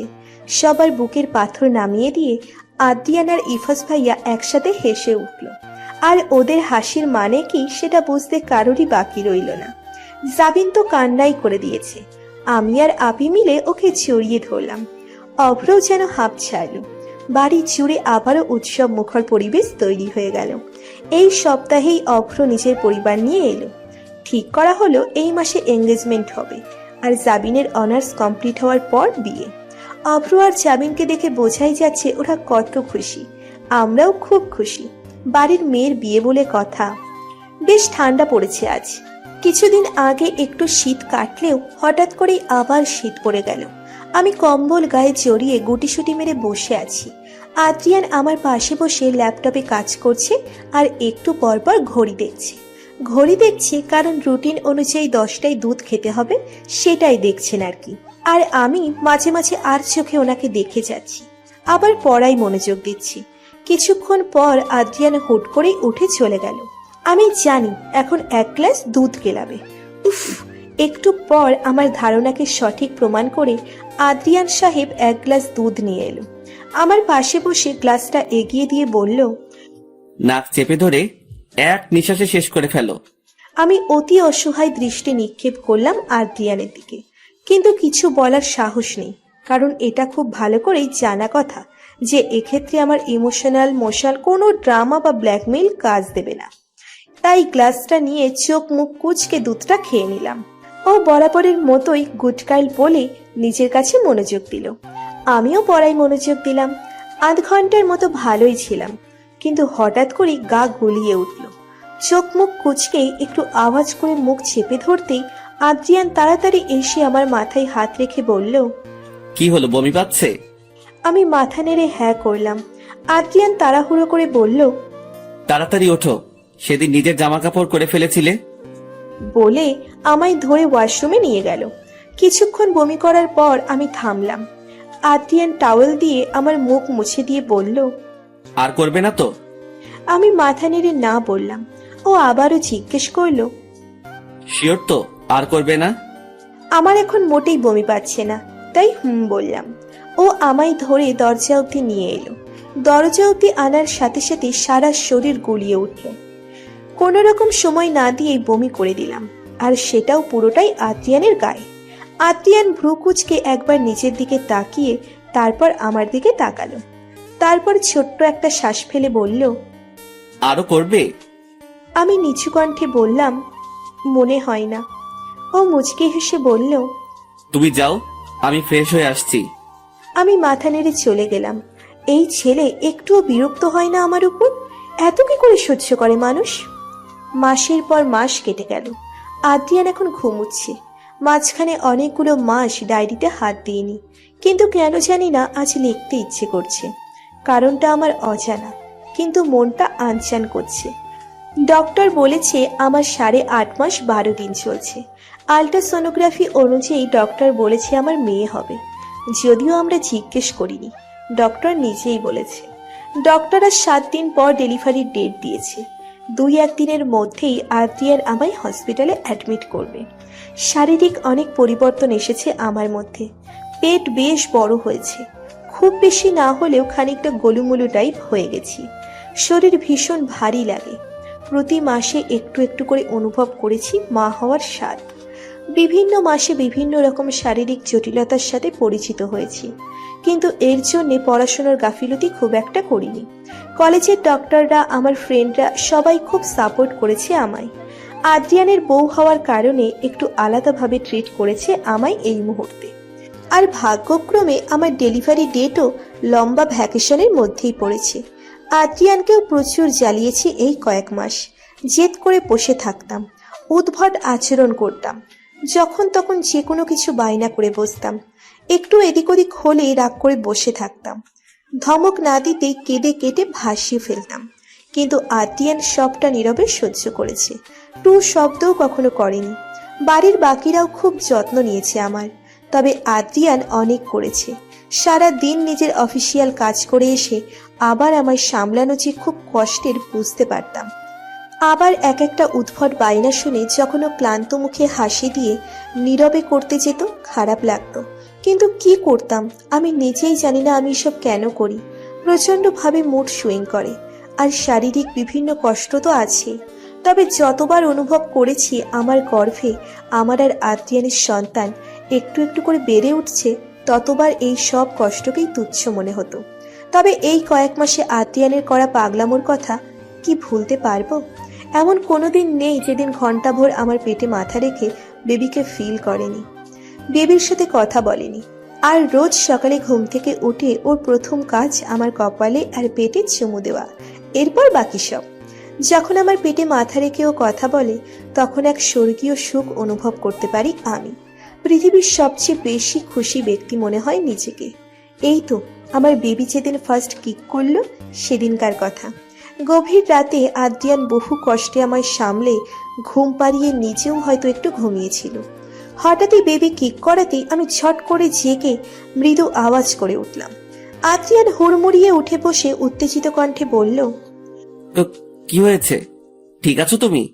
পেটে ব্যথা হচ্ছে? কিছু হয়েছে? আমি হাঁপানো কণ্ঠে বললাম, বেবি কিক করেছে।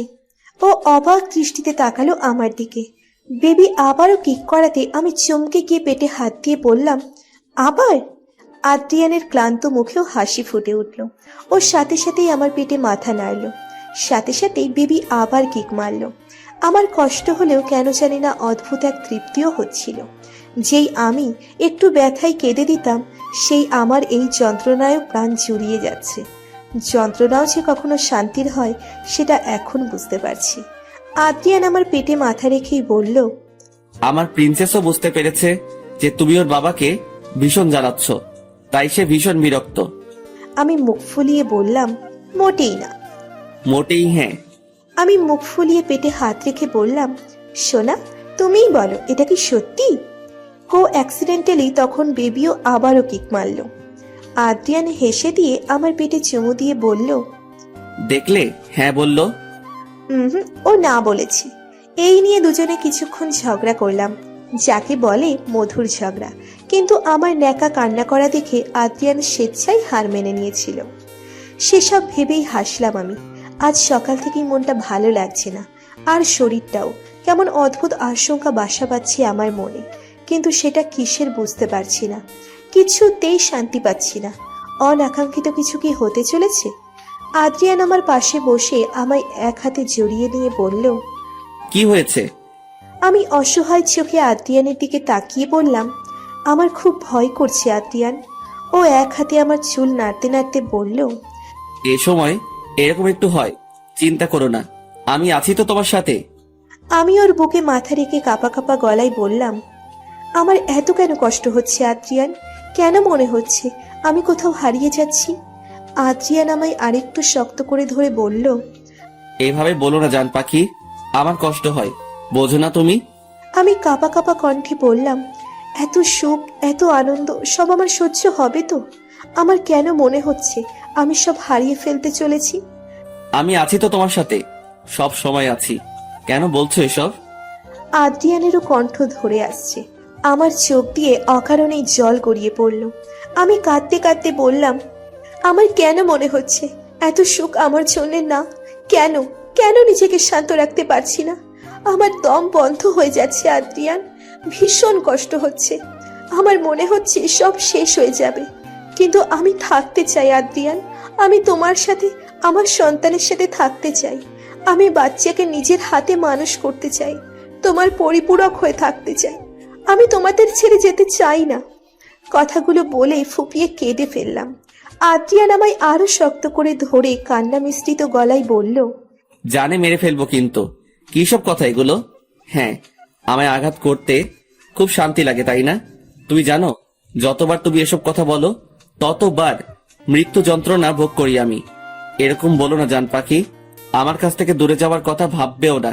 কিছু হবে না তোমার, আমার বাচ্চার, আমি হতে দেব না, কিচ্ছু হবে না। আমি ওর বুকে মাথা রেখে ফুপিয়ে ফুপিয়ে কাঁদছি। আমি জানি আদ্রিয়ানও নিঃশব্দে চোখের জল ফেলছে। আদ্রিয়ান ভাঙা গলায় বলল, না, আমি তোমাকে ছাড়া থাকতে পারবো, আর না তুমি আমাকে ছাড়া। তাই আল্লাহর কাছে একটাই চাওয়া, আমাদের যাতে একসাথে নিয়ে যায়। কারণ যে কোনো একজনও যদি আগে চলে যায়, তাহলে অপরজনের জীবন্ত লাশ হয়ে যাব। আমি কিচ্ছু বললাম না, কিন্তু নিঃশব্দে দুজনেই কাঁদছি। ওর আমার দুজনের ডান হাতি আমার পেটের উপর। ওর চোখের জলগুলো আমার মাথায় ফোঁটায় ফোঁটায় পড়ছে, বুঝতে পারছি আমি। আর আমার চোখের জল ওর বুক ভিজছে। ভালোবাসা এত কষ্টের কেন হয়? এত হারানোর ভয় তিলে তিলে কেন শেষ করে দেয়?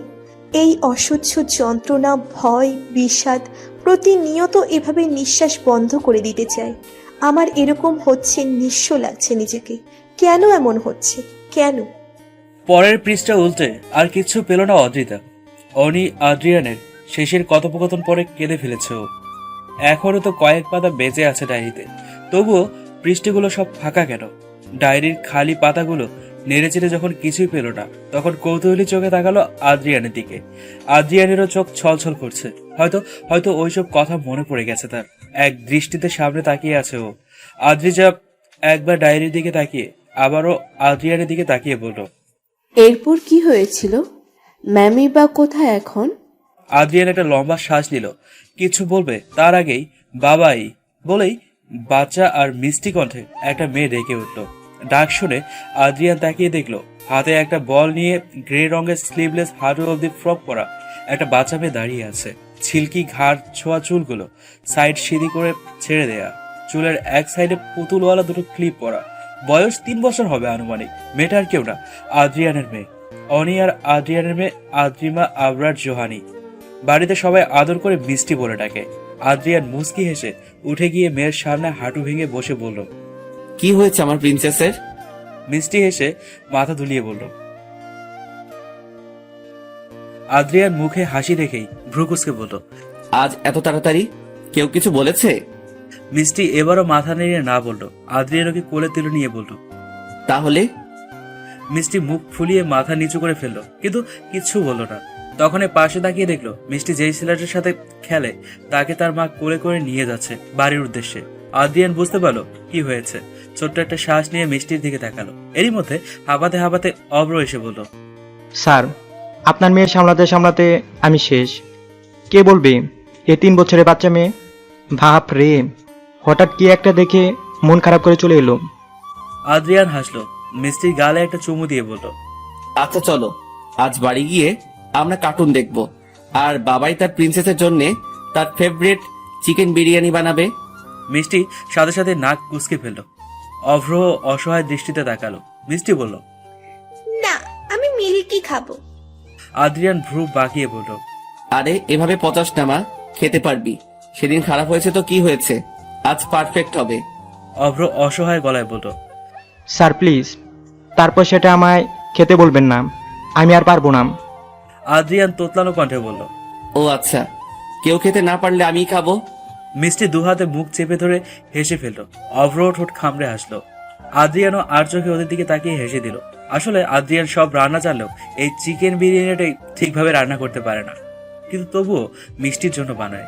কেউ তো খেতে পারেই না, শেষে বেচারা অভ্রকেই খেতে হয়। কিন্তু এখন অদ্রিজা এক দৃষ্টিতে এতক্ষণ বাবা মেয়ের খুনসুটি দেখছিল। ডায়েরিতে লেখা সেই খুনসুটি যেন প্রত্যক্ষ দর্শন করছে। শুধু পার্থক্য একটাই, ওটা স্বামী স্ত্রীর খুনসুটি ছিল, আর এটা বাবা মেয়ের। এটা একটা অনাথ আশ্রম। অদ্রিজা একজন এনজিও ওয়ার্কার, 3 দিন ধরে ভিজিট করছে। এখানে আরো 4 দিন করবে। আদ্রিয়ান মিষ্টিকে নিয়ে আসে রোজ বিকেলে। এখানে মিষ্টির সাথে পরিচয় অদ্রিজার, তার সূত্রে আদ্রিয়ানের সাথেও। ডায়েরিটা আদ্রিয়ান ভুলে বেঞ্চের উপর রেখে মিষ্টিকে আনতে গিয়েছিল। তখনই ওটা দেখে অদ্রিজা। আদ্রিয়ান ফিরে এলে জিজ্ঞেস করেছিল, এটা কি আপনার লেখা গল্প বা উপন্যাস স্যার? আদ্রিয়ান মলিন হেসে বলেছিল, আমার স্ত্রীর লেখা, তার গল্প, তার প্রত্যেক অনুভূতির গল্প, অস্তিত্বের গল্প, আবেগের গল্প, কিন্তু প্রতিটা শব্দ বাস্তব। এটা ডায়েরিটা পড়ার তীব্র ইচ্ছা জাগে ওর মনে, তাই আদ্রিয়ানকে অনুরোধ করে আদ্রিয়ানের পাশে বসেই ডায়েরিটা পড়েও, আর পড়ার পর পুরো স্তব্ধ হয়ে যায়। এরকম গল্প কারো হতে পারে? আদ্রিয়ান মিষ্টিকে অভ্র কোলে দিয়ে বলল, তুমি ওকে নিয়ে গাড়িতে বসো, আমি আসছি। অদ্রিজা এগিয়ে এসে মিষ্টিকে কোলে নিয়ে বলল, আজকের মতো টাটা সোনা, কাল চলে আসবি কিন্তু সময় মতো। মিষ্টি হেসে অদ্রিজার গালে চুমু দিয়ে বলল, টাটা। অভ্র এরপর মিষ্টিকে কোলে নিয়ে চলে গেল। অদ্রিয়ান চলে যেতে নিলেই অদ্রিজা বলল, স্যার, আদ্রিয়ান ঘুরে তাকালো। অদ্রিজা ইতস্তত করে বলল, এরপর কি হলো সেটা জানা হলো না। আদ্রিয়ান মলিন হেসে বলল, আজ সময় নেই, আর কালকে এসে বলবো। অদ্রিজা মুস্কি হেসে বলল। আচ্ছা। আদ্রিয়ান চলে গেল, আর অদ্রিজা আদ্রিয়ানের যাওয়ার দিকে তাকিয়ে ভাবতে লাগলো কতটা ভালোবাসতো একে অপরকে। এরকম ভালোবাসা আজকাল দেখা যায়? কিন্তু তারপর কি হয়েছিল? আদ্রিয়ান আর আদ্রিমা তো একদম ঠিক আছে। তাহলে কি অনিমার সাথেই খারাপ কিছু হয়েছে? যদি হয়ে থাকে সেটা কে করেছে? রূপ নয় তো? জিজ্ঞেস করলে আদ্রিয়ান কষ্ট পাবে, তাই ইচ্ছে থাকা সত্ত্বেও জিজ্ঞেস করেনি সে। আরো একটা দিন অপেক্ষা করতে হবে সেটা জানার জন্য। কিন্তু ওর যে জানার জন্য মন ছটফট করছে, কি ছিল ওদের এই অসাধারণ প্রেমের পরিণতি? গভীর রাত, মিষ্টি ঘুমিয়ে পড়েছে। ব্যালকনিতে দাঁড়িয়ে অন্ধকার আকাশের দিকে তাকিয়ে আছে আদ্রিয়ান, আর মাঝে মাঝে ধোয়া ওঠা কফির মগে চুমুক দিচ্ছে। কিছুক্ষণ গম্ভীর অন্ধকার বিলাস করে রুমে চলে এলো। মিষ্টির ঘুমন্ত মুখটা দেখে মুচকি হাসলো। কিছু একটা ভেবে কাবার্ড খুলে কাবার্ড থেকে একটা প্যাকেট বের করলো। প্যাকেটটা নিয়ে খাটে এসে বসল সে। প্যাকেটটা খুলে সেটার মধ্যে থেকে একটা কার্ড আর একটা লকেট বের করলো। লকেটটা অনিমারি, আর কার্ডটাও অনিমার দেওয়া সেই কার্ড। অনিমা বলেছিল, যখন আমি থাকবো না তখন এটা পড়ো। আদ্রিয়ান লকেটটাতে কিছুক্ষণ হাত বোলালো। কার্ডটা খুললো। কার্ডে লেখা আছে, এই চিঠিতে আপনি করেই বলছি আমি। জানেন, বিয়ের প্রথম দিকে আপনার উপর রাগ হতো যে এমন খবিশ মার্কার লোক আমারই হাজবেন্ড কেন, কিন্তু ধীরে ধীরে আপনার সেই খবিশ মার্কা ব্যবহারগুলোই আমার চরম ভালো লাগায় পরিণত হলো। প্রেম নামক অনুভূতি ধীরে ধীরে গ্রাস করতে শুরু করলো আমায়। এক পর্যায়ে আপনার সেই ভালোবাসার পাগলামোর রোগ আমাকেও পাগল করে দিল। ভালোবেসে ফেললাম আপনাকে। আমি আপনাকে আপনার মতো করে ভালোবাসতে না পারলেও নিজের মতো করে ভালোবাসি। আমি থাকি বা না থাকি, আমার ভালোবাসা সব সময় আপনার সাথে থাকবে। আমার স্মৃতি আপনার সাথে থাকবে।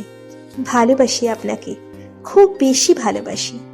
চিঠিটা পড়ে লম্বা একটা নিঃশ্বাস নিল আদ্রিয়ান।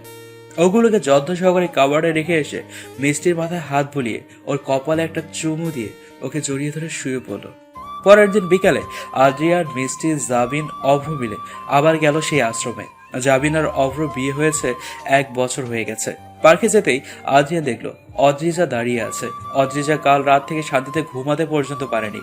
বারবার মনে খসখস করে গেছে কি হয়েছিল এরপর, অনিমা কোথায়? এসব প্রশ্ন আর অস্থিরতা ওকে শান্তি দিচ্ছে না। ওরা যেতেই মিষ্টি দৌড়ে অদ্রিজার কাছে গেল। অদ্রিজা মিষ্টিকে কোলে তুলে আদর করলো কিছুক্ষণ। তারপর আদ্রিয়ানের দিকে তাকাতেই আদ্রিয়ান বুঝে গেল অদ্রিজা কি চাইছে। আদ্রিয়ান অভ্র আর জাবিনের দিকে তাকিয়ে বলল, তোমরা মিষ্টিকে নিয়ে বাচ্চাদের কাছে যাও, আমি আসছি। ওরা তাই করলো। আদ্রিয়ান অদ্রিজাকে নিয়ে একটা বেঞ্চে বসলো। আদ্রিয়ান বলল, এরপর কি হয়েছিল জানতে চাইছো তো? অদ্রিজা দ্রুত মাথা নাড়ল। আদ্রিয়ান একটা মলিন হাসি দিয়ে বলল, তোমার কৌতূহল খুব বেশি, তাই বলছি। এর আগে কাউকে বলিনি সেই ভয়ঙ্কর দিনটার কথা, তোমাকেই প্রথম বলছি।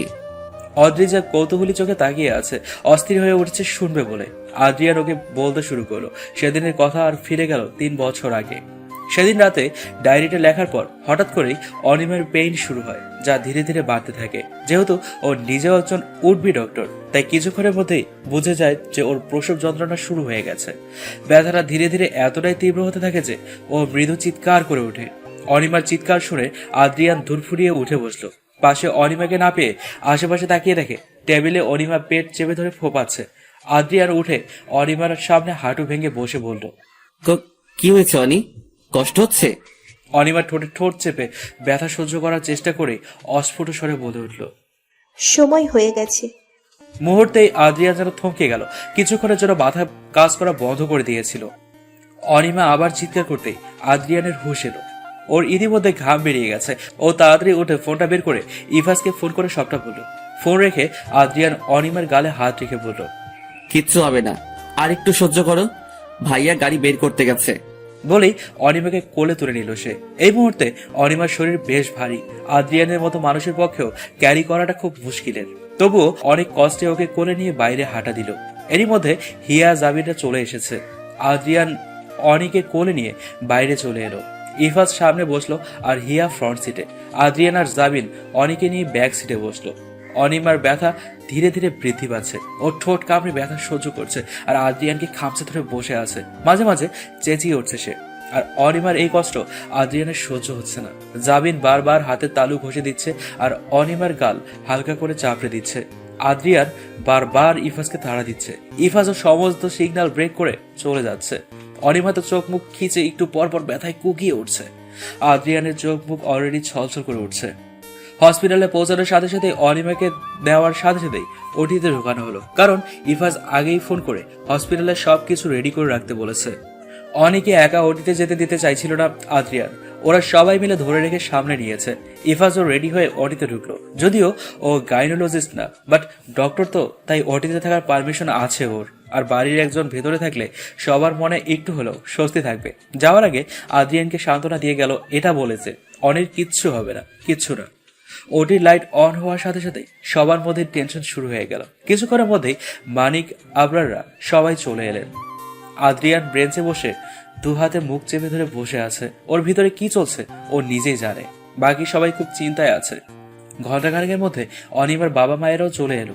ওটির ভিতর থেকে এখনো কোনো খবর আসেনি। যত সময় যাচ্ছে আদ্রিয়ানের অবস্থা ততই খারাপ হচ্ছে, যেন এখনই কেঁদে দেবে। ভেতরে ওর জান পাখিটা কতটা কষ্ট পাচ্ছে সেটা ভেবেই বুকটা ফেটে যাচ্ছে ওর। বাকিরাও এদিক ওদিক পায়চারি করছে আর ঘড়ি দেখছে। দীর্ঘ 2 ঘন্টা পর ওটির লাইট অফ হলো। আদ্রিয়ান উঠে এক প্রকার দৌড়ে ওটির সামনে গেল। ইফাজি সবার আগে বেরিয়ে এলো। আদ্রিয়ান বলল, ভাইয়া অনি কেমন আছে, ও ঠিক আছে তো? এরই মধ্যে ডক্টরও বেরিয়ে এলো আর সবার টেনশন দূর করে দিয়ে ডক্টর জানালো যে অনিমার একটা মেয়ে বাবু হয়েছে আর মা বাচ্চা দুজনেই ভালো আছে। কিছুক্ষণের মধ্যেই নার্স কোলে করে তোয়ালে পেঁচানো একটা ফুটফুটে বেবি নিয়ে এসে আদ্রিয়ানের দিকে এগিয়ে দিল। আদ্রিয়ান কাঁপা কাঁপা হাতে নিজের বাচ্চাকে কোলে নিয়ে 2 ফোঁটা অশ্রু বিসর্জন দিল। এতক্ষণ চেপে রাখা কষ্ট, আবেগ, ভয় সব একসাথে প্রকাশ পেয়ে গেল। এটা ওর মেয়ে, ওর অংশ, ওর জীবনের অংশ। ওর নিজের সাথে আলতো করে জড়িয়ে চুমু দিল বেবিটাকে। এরপর ডক্টরের দিকে তাকিয়ে কাঁপা গলায় বলল, অনি। ইফাজ মুস্কি হেসে বলল, চিন্তা করিস না, ক্লান্ত ছিল, এখন ঘুমোচ্ছে। কেবিনে দিলে ওর কাছে যেতে পারবি। সবাই আস্তে আস্তে বেবিকে দেখে নার্সের হাতে দিল। নার্স বাচ্চাকে নিয়ে চলে গেল ভিতরে। সবার ভিতরে এখন আনন্দের জোয়ার বইছে। বাড়ির সবচেয়ে ভালোবাসার দুজন মানুষের ঘর আলো করে আরেকটা ভালোবাসার মানুষ এলো। এতক্ষণ সবাই টেনশনে থাকলেও এখন সবাই ভীষণ খুশি। অনিমার ঘুম ভাঙতেই আস্তে আস্তে চোখ খুলে তাকালো। প্রচন্ড ক্লান্ত লাগছে তার। কিছুক্ষণের মধ্যেই হঠাৎ সবটা মনে পড়ে পাশে তাকিয়ে আদ্রিয়ানকে দেখে উত্তেজিত হয়ে কিছু বলবে, তার আগেই আদ্রিয়ান ওর হাত ধরে বলল, চিন্তা করো না, আমাদের বেবি একদম ঠিক আছে। আদ্রিয়ান পাশে রাখা দোলনা থেকে বেবিকে কোলে নিয়ে অনিমার পাশে শুয়ে দিল। অনিমা অবাক দৃষ্টিতে তাকালো। এটা ওর সন্তান? দীর্ঘ এই 9 মাস নিজের গর্ভে ধারণ করেছে ওকে। ওর অস্তিত্বের অংশ ওর পাশে এত সুন্দর কচি কচি হাত পা দুলিয়ে এদিক ওদিক দেখছে। এটা ওর মেয়ে। আদ্রিয়ানের দিকে অশ্রুভরা দৃষ্টিতে তাকাতে আদ্রিয়ান চোখের ইশারায়, হ্যাঁ এটাই আমাদের মেয়ে। অনিমার চোখ দিয়ে অশ্রু গড়িয়ে পড়ল। ও কাপা কাপা হাতে আলতো হাতে ওর মেয়েকে ছুঁয়ে দিল। ওর মেয়েও ওর দিকে তাকিয়ে আছে। আদ্রিয়ান অনিমার মাথায় হাত বুলিয়ে গভীরভাবে ওর কপালে একটা চুমু দিয়ে বলল, থ্যাংক ইউ সো মাচ, এত কষ্ট সহ্য করেও আমাদের সন্তানকে জন্ম দেওয়ার জন্যে, আমাদের অস্তিত্বকে জন্ম দেওয়ার জন্যে। অনিমা আদ্রিয়ানের গালে হাত রেখে বলল, তোমাকেও অনেক ধন্যবাদ আমাকে মা হওয়ার সুখ দেওয়ার জন্য। ভালোবাসি। খুব বেশি ভালোবাসি। হঠাৎই ওদের বেবি মৃদু আওয়াজ করে উঠল। আদ্রিয়ান আর অনিমা দুজনেই তাকালো। এরপর একে অপরের দিকে তাকিয়ে হেসে দিল। আদ্রিয়ান ওর 2 আঙ্গুল দিয়ে বেবির গাল আলতো করে ছুঁয়ে দিয়ে বলল, হ্যাঁ সোনা, আমরা তোমাকেও খুব ভালোবাসি। পরের দিন সারাটা দিনই অনেক আনন্দে কেটেছে সবার। যেহেতু অনিমার নর্মাল ডেলিভারি হয়েছে, তার তেমন কোনো কমপ্লিকেশন ছিল না, তাই আজই চলে যেতে পারত। কিন্তু ইফাজ বলল যে আরেকটা দিন হসপিটালের ডক্টরদের অবজারভেশনে থাকলেই বেটার হবে, তাই আরেকটা দিন হসপিটালে থাকবে। জাবিন বেবির হাত পা গুলো নাড়তে নাড়তে বলল, কি কিউট হয়েছে আমার মাম্মাটা দেখতে, একদম ভাইয়ের মতো হয়েছে, না ভাবির মতো হয়েছে। তোর আমি কনফিউজড হয়ে যাচ্ছি, কার মতো হয়েছে? অভ্র বলল, আরে গাদি, এখনো কিছুই বোঝা হবে না কার মতো হয়েছে, আর একটু বড় হতে দাও তারপর বলো। জাবিন মুখ ফুলিয়ে ওর আদ্রিয়ানের দিকে তাকিয়ে বলল, দেখ ভাইয়া, তোর সামনে আমাকে গাদি বললো। আদ্রিয়ান অভ্রর দিকে তাকাতে অভ্র একটু দমে গেল। আদ্রিয়ান ভ্রু কুচকে জাবিনের দিকে তাকিয়ে বলল, তো গাধিকে তো গাধি বলবে নাকি? অভ্র যেন দারুণ মজা আর স্বস্তি দুটোই পেল। আর জাবিন মুখ ফুলিয়ে তাকিয়ে রইল। এরকম নানা রকম খুনসুটি দুষ্টুমিতে আনন্দের দিনটি পার হয়ে গেল। 2 বাড়ির সকলেই ছিল হসপিটালে সারা দিন। রাতে শুধু আদ্রিয়ানই থাকার সিদ্ধান্ত নিল। যেহেতু অনিমা টোটালি সুস্থ আর বেবিও, তাই একজনের বেশি থাকার দরকার নেই। তবুও হিয়া থাকতে চেয়েছিল। হিয়া ছোট ভাই, তাই আদ্রিয়ান বুঝিয়ে পাঠিয়ে দিয়েছে। বেশ রাত হয়েছে, বেবি কান্না করছিল, তাই অনিমা ওকে ফিডিং করাচ্ছে। আদ্রিয়ান গালে হাত দিয়ে দেখছে নিজের 2 শ্রেষ্ঠ সুখকে। বাবু ঘুমিয়ে পড়তে অনিমা আস্তে করে ধরে শুইয়ে দিল তাকে। আদ্রিয়ানের দিকে তাকিয়ে আদ্রিয়ানকে ওভাবে তাকিয়ে থাকতে থেকে ভ্রু নাচিয়ে বলল, কি দেখছো? আদ্রিয়ান হেসে বলল, কাল অব্দি যে মেয়েটা নিজেই বাচ্চা ছিল, যাকে আমায় সামলাতে হতো, আজ সে নিজে একটা বাচ্চা সামলাচ্ছে। একদিনে কেমন মা হয়ে উঠেছে। অনিমা মুচকি হাসলো। আদ্রিয়ান উঠে এসে বেবির ঘুমন্ত মুখে আলতো করে একটা চুমু দিল। তারপর অনিমার পাশে বসে ওকে নিজের বুকে জড়িয়ে ধরল। অনিমাও আদ্রিয়ানের বুকে গুটিয়ে বসে রইল। বেশ কিছুক্ষণের নীরবতার পর আদ্রিয়ান বলল, এতদিন একটা ভয় কাজ করত, আমার সন্তানের জন্ম নেওয়া, ওকে কোলে দেওয়া, ওর এই কচি হাত পা দিয়ে এই খেলা করা, এই হাসি এই কান্না দেখতে পাবো কিনা। কিন্তু আমার ভাগ্যটা এতটাও খারাপ হয়নি। অনিমা আদ্রিয়ানের সঙ্গে মিশে থেকেই বলল, সব ঠিক থাকবে তো? অবশ্যই থাকবে, আমি আছি তো তোমার সাথে। আমি থাকতে তোমার কিচ্ছু হতে দেব না। অনিমা একটা দীর্ঘশ্বাস দিল। মনের ভিতরে খচখচানিটা কিছুতেই কমছে না। কিছু একটা ভেবে অনিমা আদ্রিয়ানকে বলল, আচ্ছা, তুমি তখন কাঁদছিলে কেন? আদ্রিয়ান আরেকটু শক্ত করে জড়িয়ে ধরে বলল, ভয় হচ্ছিল। তোমার এক একটা চিৎকার আমার হৃদয়কে ক্ষত বিক্ষত করে দিচ্ছিল। পারছিলাম না সহ্য করতে। কোনো কিছুর বিনিময়ে তোমাকে হারাতে পারবো না, আমি পারবো না। আমিও। অনিমা কথাটা শেষ করার আগে গোটা হসপিটাল জুড়ে হইচই শুরু হয়ে গেল। আদ্রিয়ান আর অনিমা দুজনে ভ্রুকুচকে তাকালো চারপাশে। অনিমা বলল, কি হয়েছে বলো তো? আদ্রিয়ান বলল, তুমি বসো, আমি দেখছি। আদ্রিয়ান বাইরে গেল দেখতে। অনিমা টেনশনে পড়ে গেছে। হঠাৎ এত আওয়াজ কিসে, কি হয়েছে? বেশ কিছুক্ষণ পর আদ্রিয়ান এক প্রকার দৌড়ে এসে হাঁপানো কণ্ঠে বলল, অনি, তাড়াতাড়ি ওঠো, হসপিটালে টেরোরিস্টরা বোম রেখেছে। তোমাকে আর বেবিকে বের করে নিতে হবে আগে। অনিমা হতভম্ব হয়ে তাকিয়ে আছে আদ্রিয়ানের দিকে। সবকিছুই এলোমেলো লাগছে ওর। আদ্রিয়ানকে দেখেই বোঝা যাচ্ছে কতটা টেনশনে আছে। আদ্রিয়ান এক হাতে বেবিকে কোলে নিয়ে আরেক হাতে অনির হাত ধরে বলল, তাড়াতাড়ি চলো, যে কোনো মুহূর্তে ব্লাস্ট হবে। তোমাদের বার করে আমায় আবার ভেতরে ঢুকতে হবে, সবাইকে বার করতে হবে। বলেই আদ্রিয়ান অনির হাত ধরে টেনে নিয়ে যেতে শুরু করলো। মধ্যরাত, আহামরি ভিড় নেই হসপিটালে, কিন্তু তবুও সবাই চেঁচামেচি করতে করতে দৌড়ে বেড়াচ্ছে। হসপিটাল থেকে সবাই আতঙ্কে আছে। কিছু দূর যেতেই করিডোর দিয়ে একটা বাচ্চা আর একটা মহিলা চিৎকার ভেসে এলো। তারা সাহায্যের জন্য যাচ্ছে। অনি আদ্রিয়ান দুজনে থামলো। এ পাশের করিডোরে কেউ নেই, সব বেরিয়ে গেছে। অনিমা আদ্রিয়ানের দিকে তাকিয়ে বলল, ওনারা বিপদে পড়েছে হয়তো, তুমি যাও দেখো, আমি বাবুকে নিয়ে বেরিয়ে যাচ্ছি। আদ্রিয়ান চিন্তিত স্বরে বলল, কিন্তু আদ্রিয়ান, আমরা কাউকে জেনে শুনে বিপদে ফেলে রেখে যেতে পারি না। আমি বাইরে চলে যাচ্ছি বেবিকে নিয়ে, তুমি ওদের গিয়ে বাঁচাও প্লিজ। আর হ্যাঁ, তাড়াতাড়ি করবে কিন্তু, আমি টেনশনে থাকবো। আদ্রিয়ান মাথা নেড়ে বেবিকে অনির কোলে দিয়ে চলে গেল। অনিমা আদ্রিয়ানের যাওয়ার দিকে তাকিয়ে লম্বা একটা শ্বাস নিল। আদ্রিয়ানকে একা ভেতরে একা রেখে যেতে ওর কষ্ট হচ্ছে। যদি বেবিটা না থাকতো তাহলে অনিও থাকতো আদ্রিয়ানের সাথে, কিন্তু এখন ওদের বাচ্চাটাকেও তো বাঁচানোর দায়িত্ব ওর। তাই বেবিকে কোলে নিয়ে দ্রুত পদে হেঁটে বাইরের দিকে যাচ্ছিল। ইতিমধ্যেই এই পাশের করিডোর ফাঁকা হয়ে গেছে। হঠাৎ করেই ওর সামনে মাস্ক পরা একটা লোক এসে দাঁড়ালো। অনিমা থমকে দাঁড়ালো। এই মাস্ক, এই পোশাকের সাথে ও খুব পরিচিত। ওর সেই অতীত ওর সামনে দেখে ভয়ে নিজের সন্তানকে বুকে চাপটে ধরে কাঁপা কাঁপা গলায় বলল, কে আপনি? মাস্কের আড়ালে লোকটি বলল। এত তাড়াতাড়ি ভুলে গেলে আমাকে? বলেই মাস্কটা খুলে ফেলল। লোকটার মুখ দেখে অনিমা ভয়ে দু কদম পিছিয়ে গেল, কারণ ওর সামনের রূপ দাঁড়িয়ে আছে। অনিমা ভীত দৃষ্টিতে নিজের মেয়ের দিকে তাকালো। এখন ওর বেশি ভয় ওর সন্তানের জন্যই হচ্ছে। ও দৌড়ে পালাতে নিলেই রূপ ওর হাত ধরে ফেলল।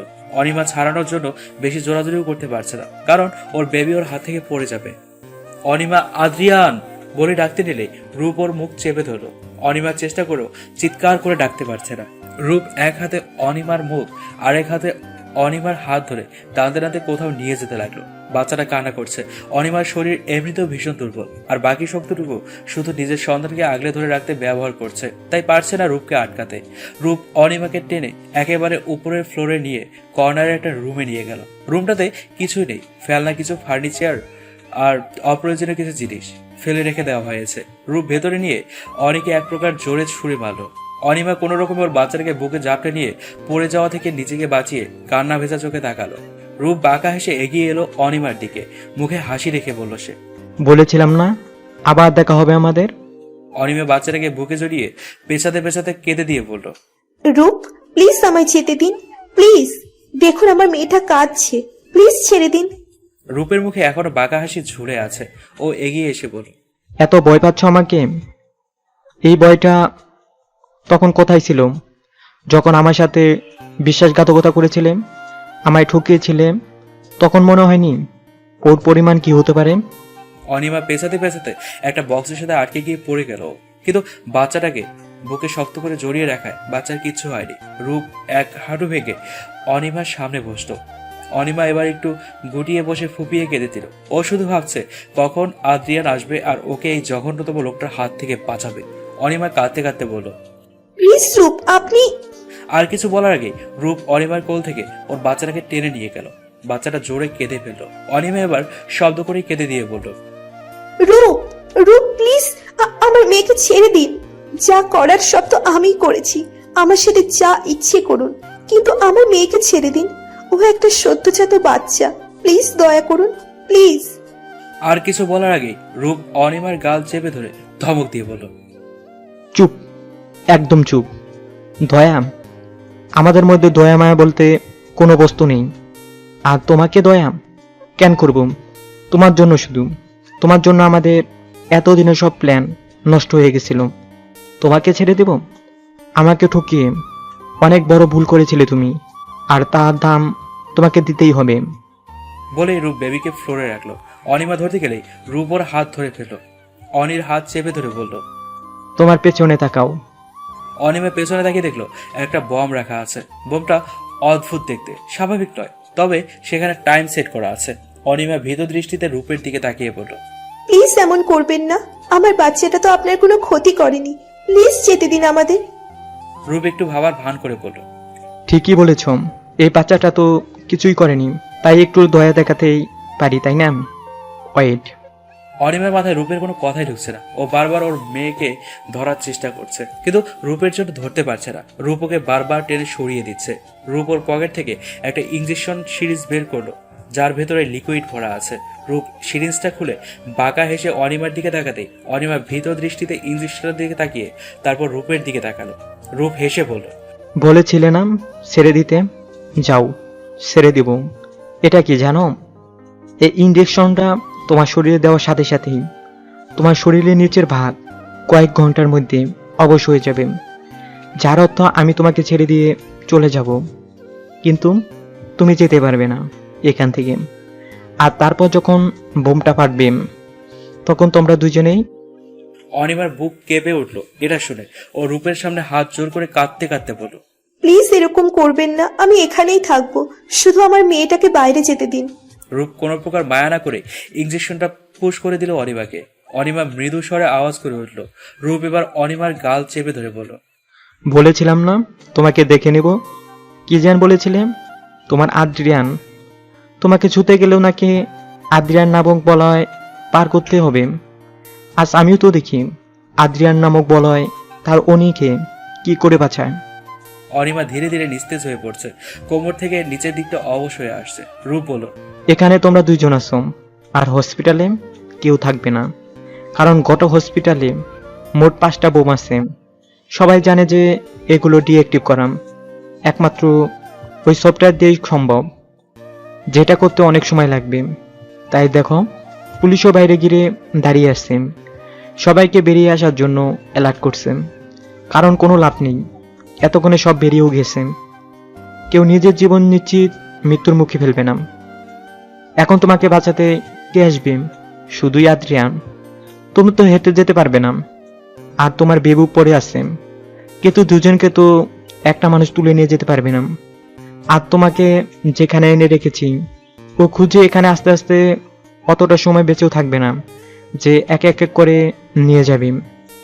এবার দেখব আদ্রিয়ান কাকে বেছে নেয়, তোমাকে নাকি ওর বেবিকে।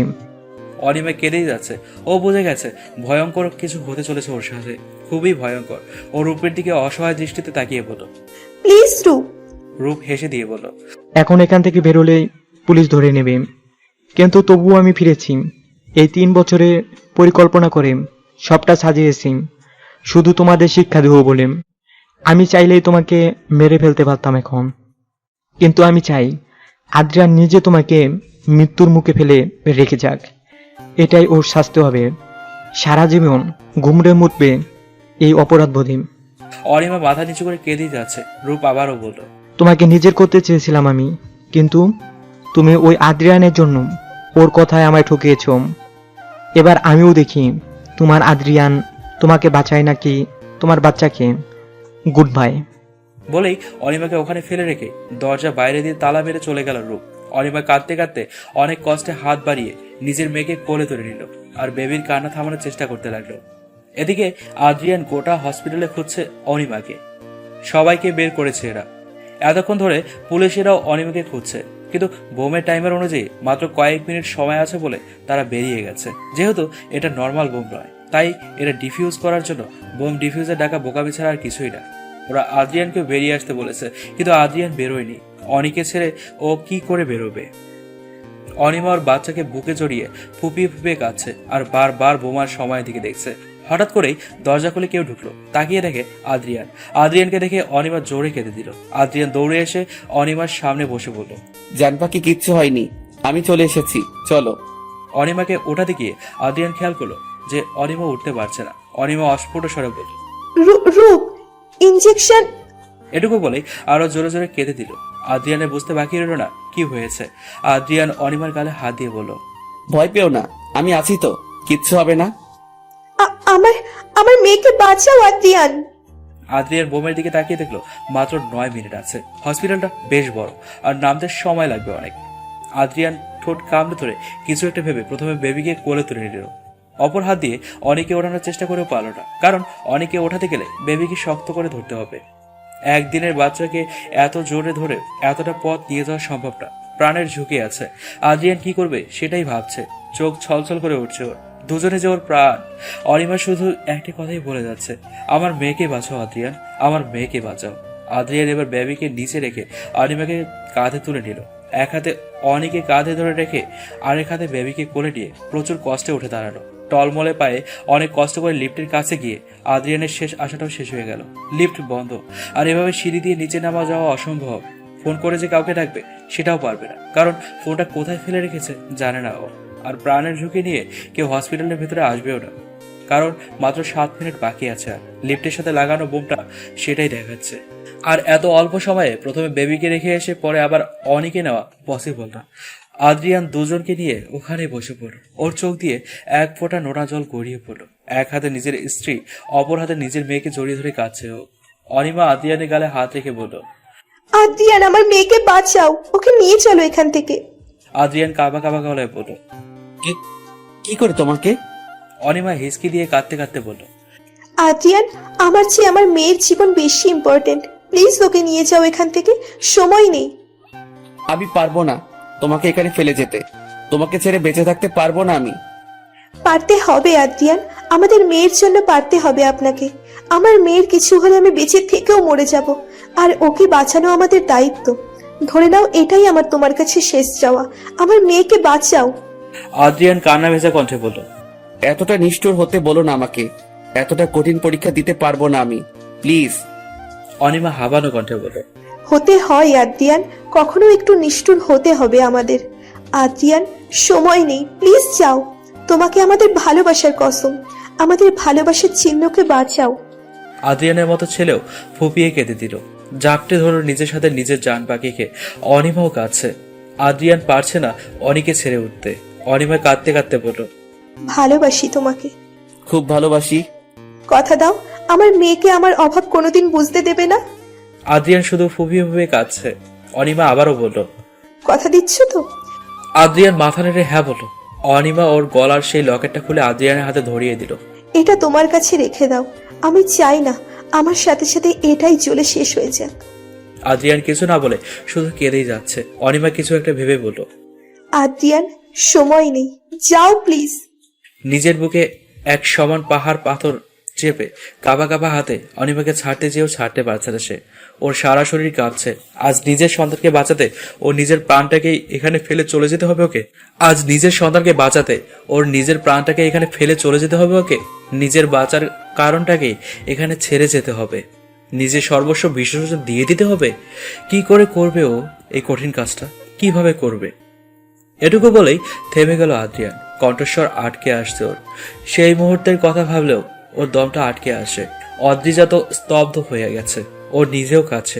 কতটা কঠিন মুহূর্ত একজন স্বামী আর একজন বাবার কাছে, যখন তাকে তার স্ত্রী আর সন্তানের মধ্যে একজনকে বেছে নিতে হয়। আদ্রিয়ান কি করেছিল? কাকে বেছেছিল? আদ্রিমা পুরো সুস্থ আছে, তার মানে কি সেদিন অনিমাকেই ছেড়ে এসেছিল আদ্রিয়ান? ওই বিস্ফোরণেই কি অনিমার সাথে শেষ হয়ে গেছিল অনি আদ্রিয়ানের প্রেম কাহিনী? অদ্রিজা হাত দিয়ে চোখের জল মুছে লম্বা একটা শ্বাস নিচ্ছে। ওর গলা কেঁপে কেঁপে উঠছে বারবার। এরপরে কি হয়েছিল সেটা জানার অনেক আগ্রহ থাকার পরও জিজ্ঞেস করার সাহস পাচ্ছে না, কারণ কোনো ভয়ঙ্কর শেষ শোনার সাহস নেই ওর। তাই জিজ্ঞেস করতে চেয়েও করতে পারছে না ভয়ে। আদ্রিয়ানও চুপ করে আছে আর এগুচ্ছে না।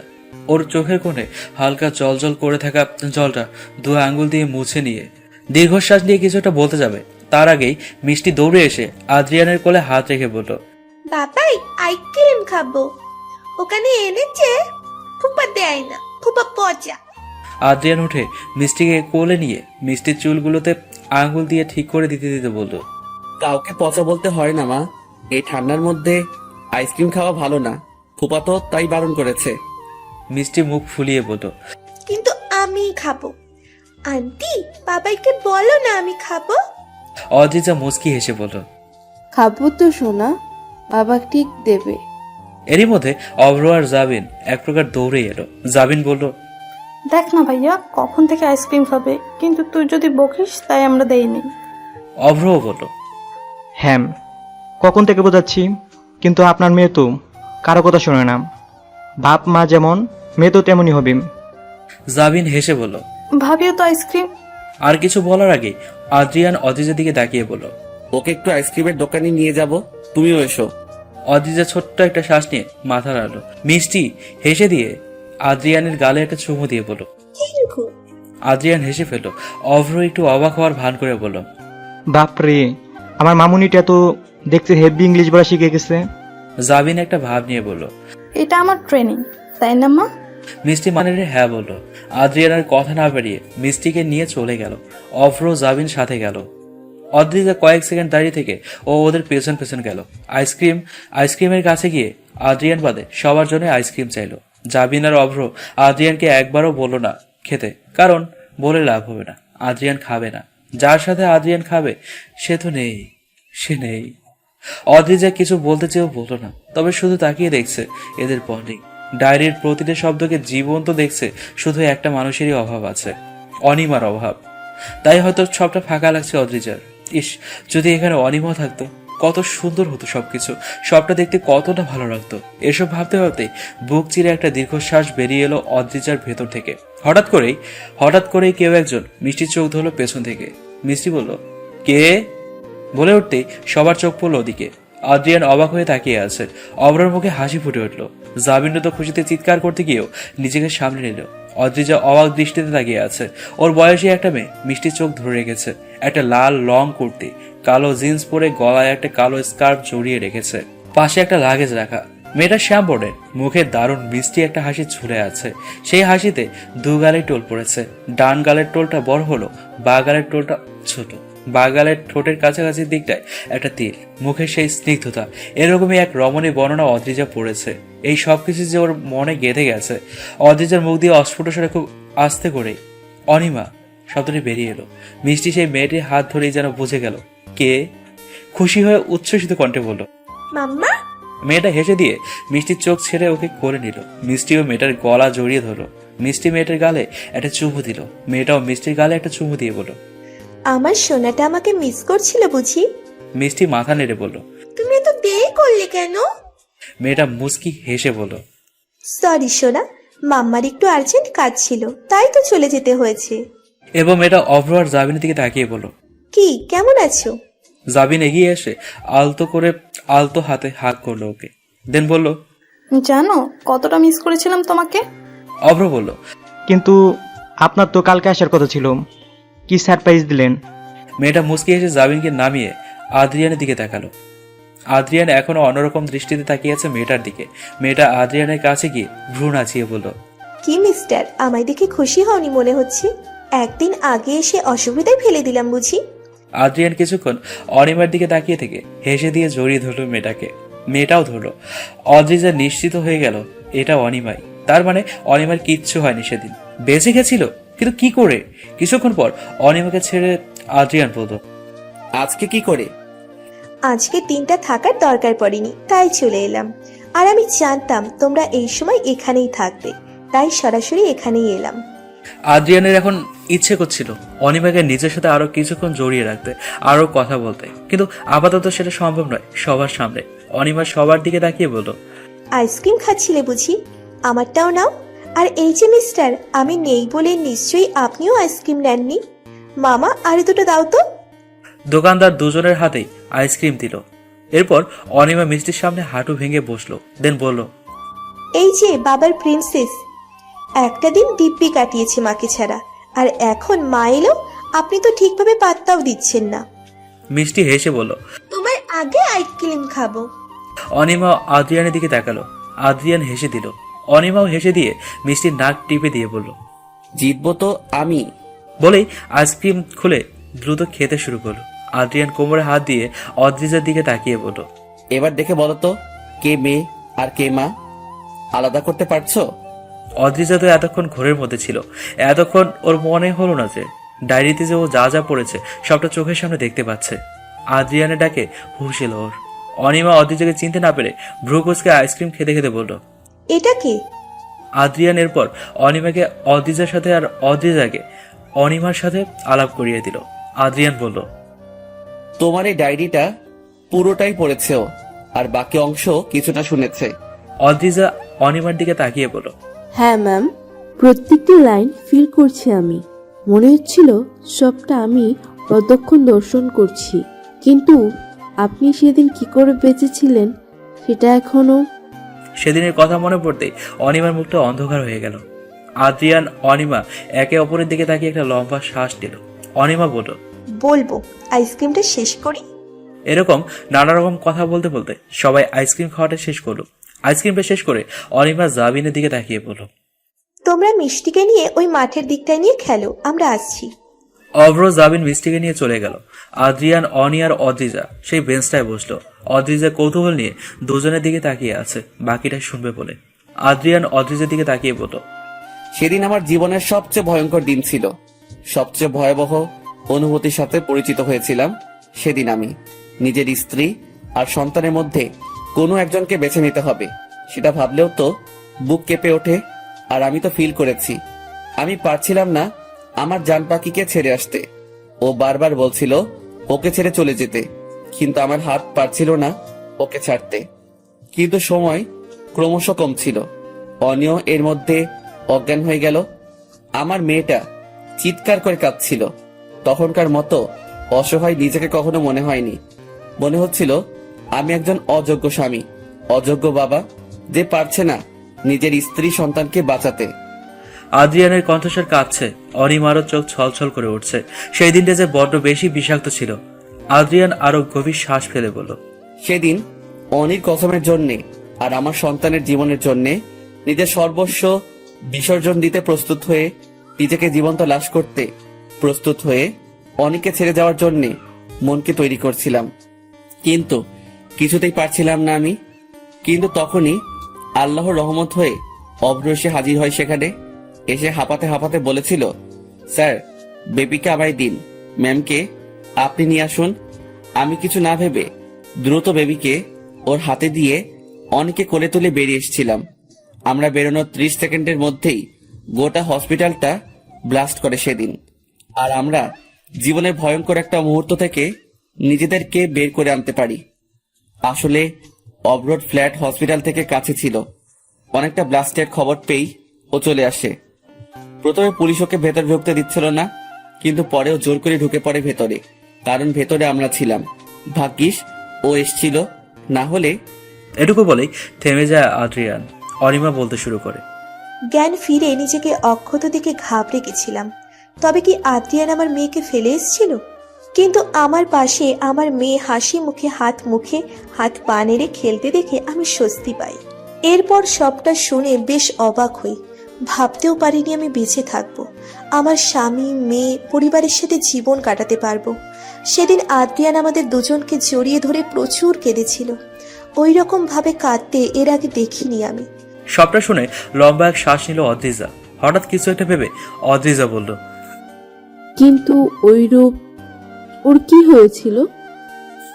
আদ্রিয়ান এবার চোখ মুখ শক্ত করে বলল, হসপিটাল থেকে বেরানোর পরই ওকে পুলিশ ধরে নেয়, কারণ চারপাশে পুলিশ ঘিরে ছিল।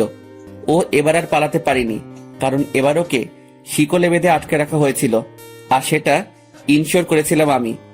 এরপর কোর্টে ওর ফাঁসির রায় হয়। রায় শুনেই ও ডেসপারেট হয়ে গেছিল। ভরা আদালতেই আমায় আর অনেকে অ্যাটাক করতে আসে, কিন্তু মাঝখানে অজ্ঞান হয়ে যায়। আর যখন জ্ঞান ফেরে তখনও পাগল হয়ে যায়। সিদ্ধান্ত হয় যে ওকে সুস্থ করে রায় কার্যকর হবে। প্রায় 1 বছর পাগলাগারদে রাখার পর ও সুস্থ হয়, আর এরপর ওকে ফাঁসি দেওয়া হয়। অদ্রিজা একটা স্বস্তির নিঃশ্বাস ফেলল। যাক, ওই জঘন্যতম লোকটার একটা শাস্তি তো হয়েছে। অদ্রিজা বলল, বাই দ্য ওয়ে, কোথায় গিয়েছিলে তুমি? অনিমা মুখে হাসি রেখেই বলল, আমাকে কলকাতা যেতে হয়েছিল 1 সপ্তাহের জন্য। একটা ট্রেনিং ছিল মেডিকেল গ্রাউন্ডের। আদ্রিয়ান এবার উঠে দাঁড়িয়ে বলল, সন্ধ্যা হয়ে গেছে, আমাদেরকে যেতে হবে এখন।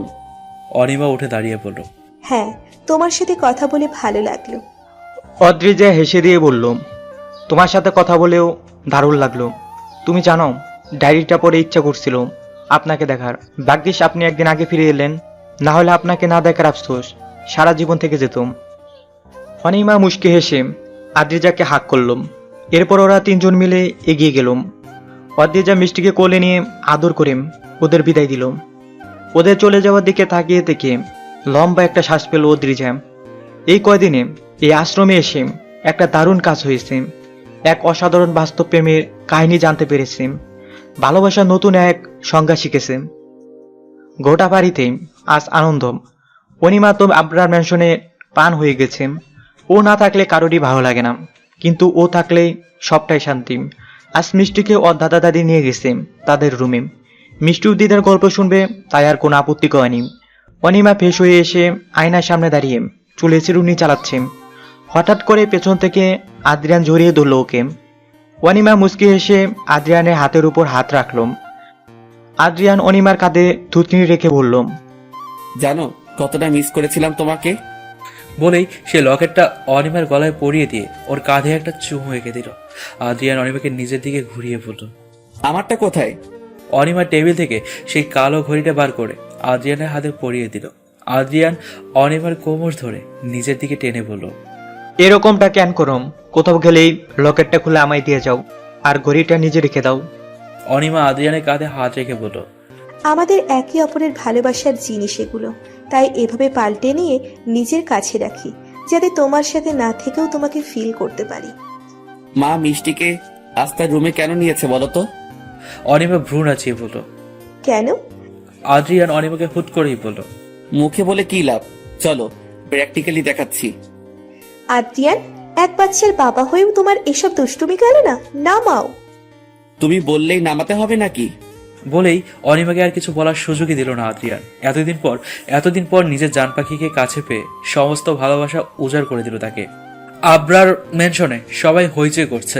অনিমার বাড়ি থেকেও সবাই এসেছে আজ, কারণ তাদের আজ সকলের আদরের মিষ্টির জন্মদিন। আজকে মিষ্টির 3 বছর পূর্ণ হলো আজ।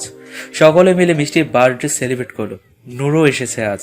নীরব বড় হয়ে গেছে অনেক। নূরকে দেখলে আজও একটা চাপা দীর্ঘশ্বাস বেরোয় অনিমার ভেতর থেকে। নূরের জায়গায় অন্য কেউ থাকলে অনিমার দিকে আঙ্গুল তুলে হয়তো বলতো, আমার সব দুর্ভাগ্যের জন্য যাই তুমি, শুধুই তুমি। কিন্তু নূর তো উল্টো ওকেই বুঝিয়েছে। নূরের এরকম আচরণ অনিমার অপরাধ বোধ 1000 গুণ বাড়িয়ে দেয়। এসব ভেবেই নূরের কাছে গিয়ে নূরকে জড়িয়ে ধরল অনিমা। নূর প্রথমে অবাক হলো, পরে নিচেও ধরল। এরপর স্বাভাবিকভাবে কিছুক্ষণ কথা বলল। সকলে মিলে অনেক আনন্দের পর রাতের খাবার খেয়ে অনির বাড়ির লোকেরা সবাই চলে গেল। অভ্র জাবিন আজ এখানে থেকে গেল। রাতে মিষ্টি দুধ খাবে না বলে জেদ ধরেছে। আদ্রিয়ান সারা রুম হেঁটে হেঁটে মিষ্টিকে দুধ খাওয়ানোর চেষ্টায় যাচ্ছে। অনিমা খাটে পা দুলিয়ে সবটা দেখছে আর হাসছে। আদ্রিয়ান বিরক্ত হয়ে অনিমার দিকে তাকিয়ে বলল, হাসবেন একদম, তোমার মেয়ে একদম তোমার মতো হয়েছে। ভালো জিনিস সবসময় জোর করে খাওয়াতে হবে। অনিমা মুখ ভেঙচি দিয়ে বলল, মোটেও না, আমি না খেতে চাইলেও তোমার এক ধমকে লক্ষ্মী মেয়ের মতো খেয়ে নিই, কিন্তু তোমার মেয়ের কিছুতেই কিছু হয় না, একদম তোমার মতো হয়েছে, ঘাড়তেরা। আদ্রিয়ান চোখ ছোট ছোট করে বলল, আমি ঘাটতেরা? ওয়েট, আগে দুধ খাইয়ে ওকে ঘুম পাড়াই, পরে তোমাকে দেখছি। আদ্রিয়ান এবার মিষ্টিকে ধরে বলল, ভালো মেয়েরা দুধ খেয়ে নেয়, তুমি আমার ভালো মেয়ে না? মিষ্টি জেদ ধরে নাক ফুলিয়ে বলল, মাম্মাও তো খাই না, মাম্মা কি ভালো মেয়ে না? আদ্রিয়ান এবার অনিমার দিকে ডেভিল টাইপ হাসি দিয়ে তাকালো, আর অনিমা অসহায় দৃষ্টিতে তাকালো আদ্রিয়ানের দিকে। তারপর আদ্রিয়ান বলল, একদম তোমার মাম্মামও খাবে, দেখো। আদ্রিয়ান মনিকে কল করতে কিছুক্ষণের মধ্যে মনি দুধ নিয়ে এসে দিয়ে চলে গেল। অনিমা দাঁতে দাঁত চেপে তাকালো নিজের মেয়ের দিকে। আদ্রিয়ান অনিমার হাতে গ্লাসটা ধরিয়ে দিয়ে বলল, বেবি শেষ করে ফেলো তো, তুমিও না ভালো মেয়ে, তোমার মেয়ে বিশ্বাস করবে না তাহলে? অনিমা বিরক্তি নিয়ে একবার আদ্রিয়ানের দিকে তাকিয়ে মিষ্টির দিকে তাকাতেই মিষ্টি হেসে বলল, এক টোকে। আদ্রিয়ান শব্দ করে হেসে দিল। অনিমা বেজারি আর কি করবে, অসহায় বাচ্চার মতো কোনো উপায় না পেয়ে নাক চেপে দুধটা শেষ করলো। তবুও মিষ্টি জেদ ধরে খাবে না।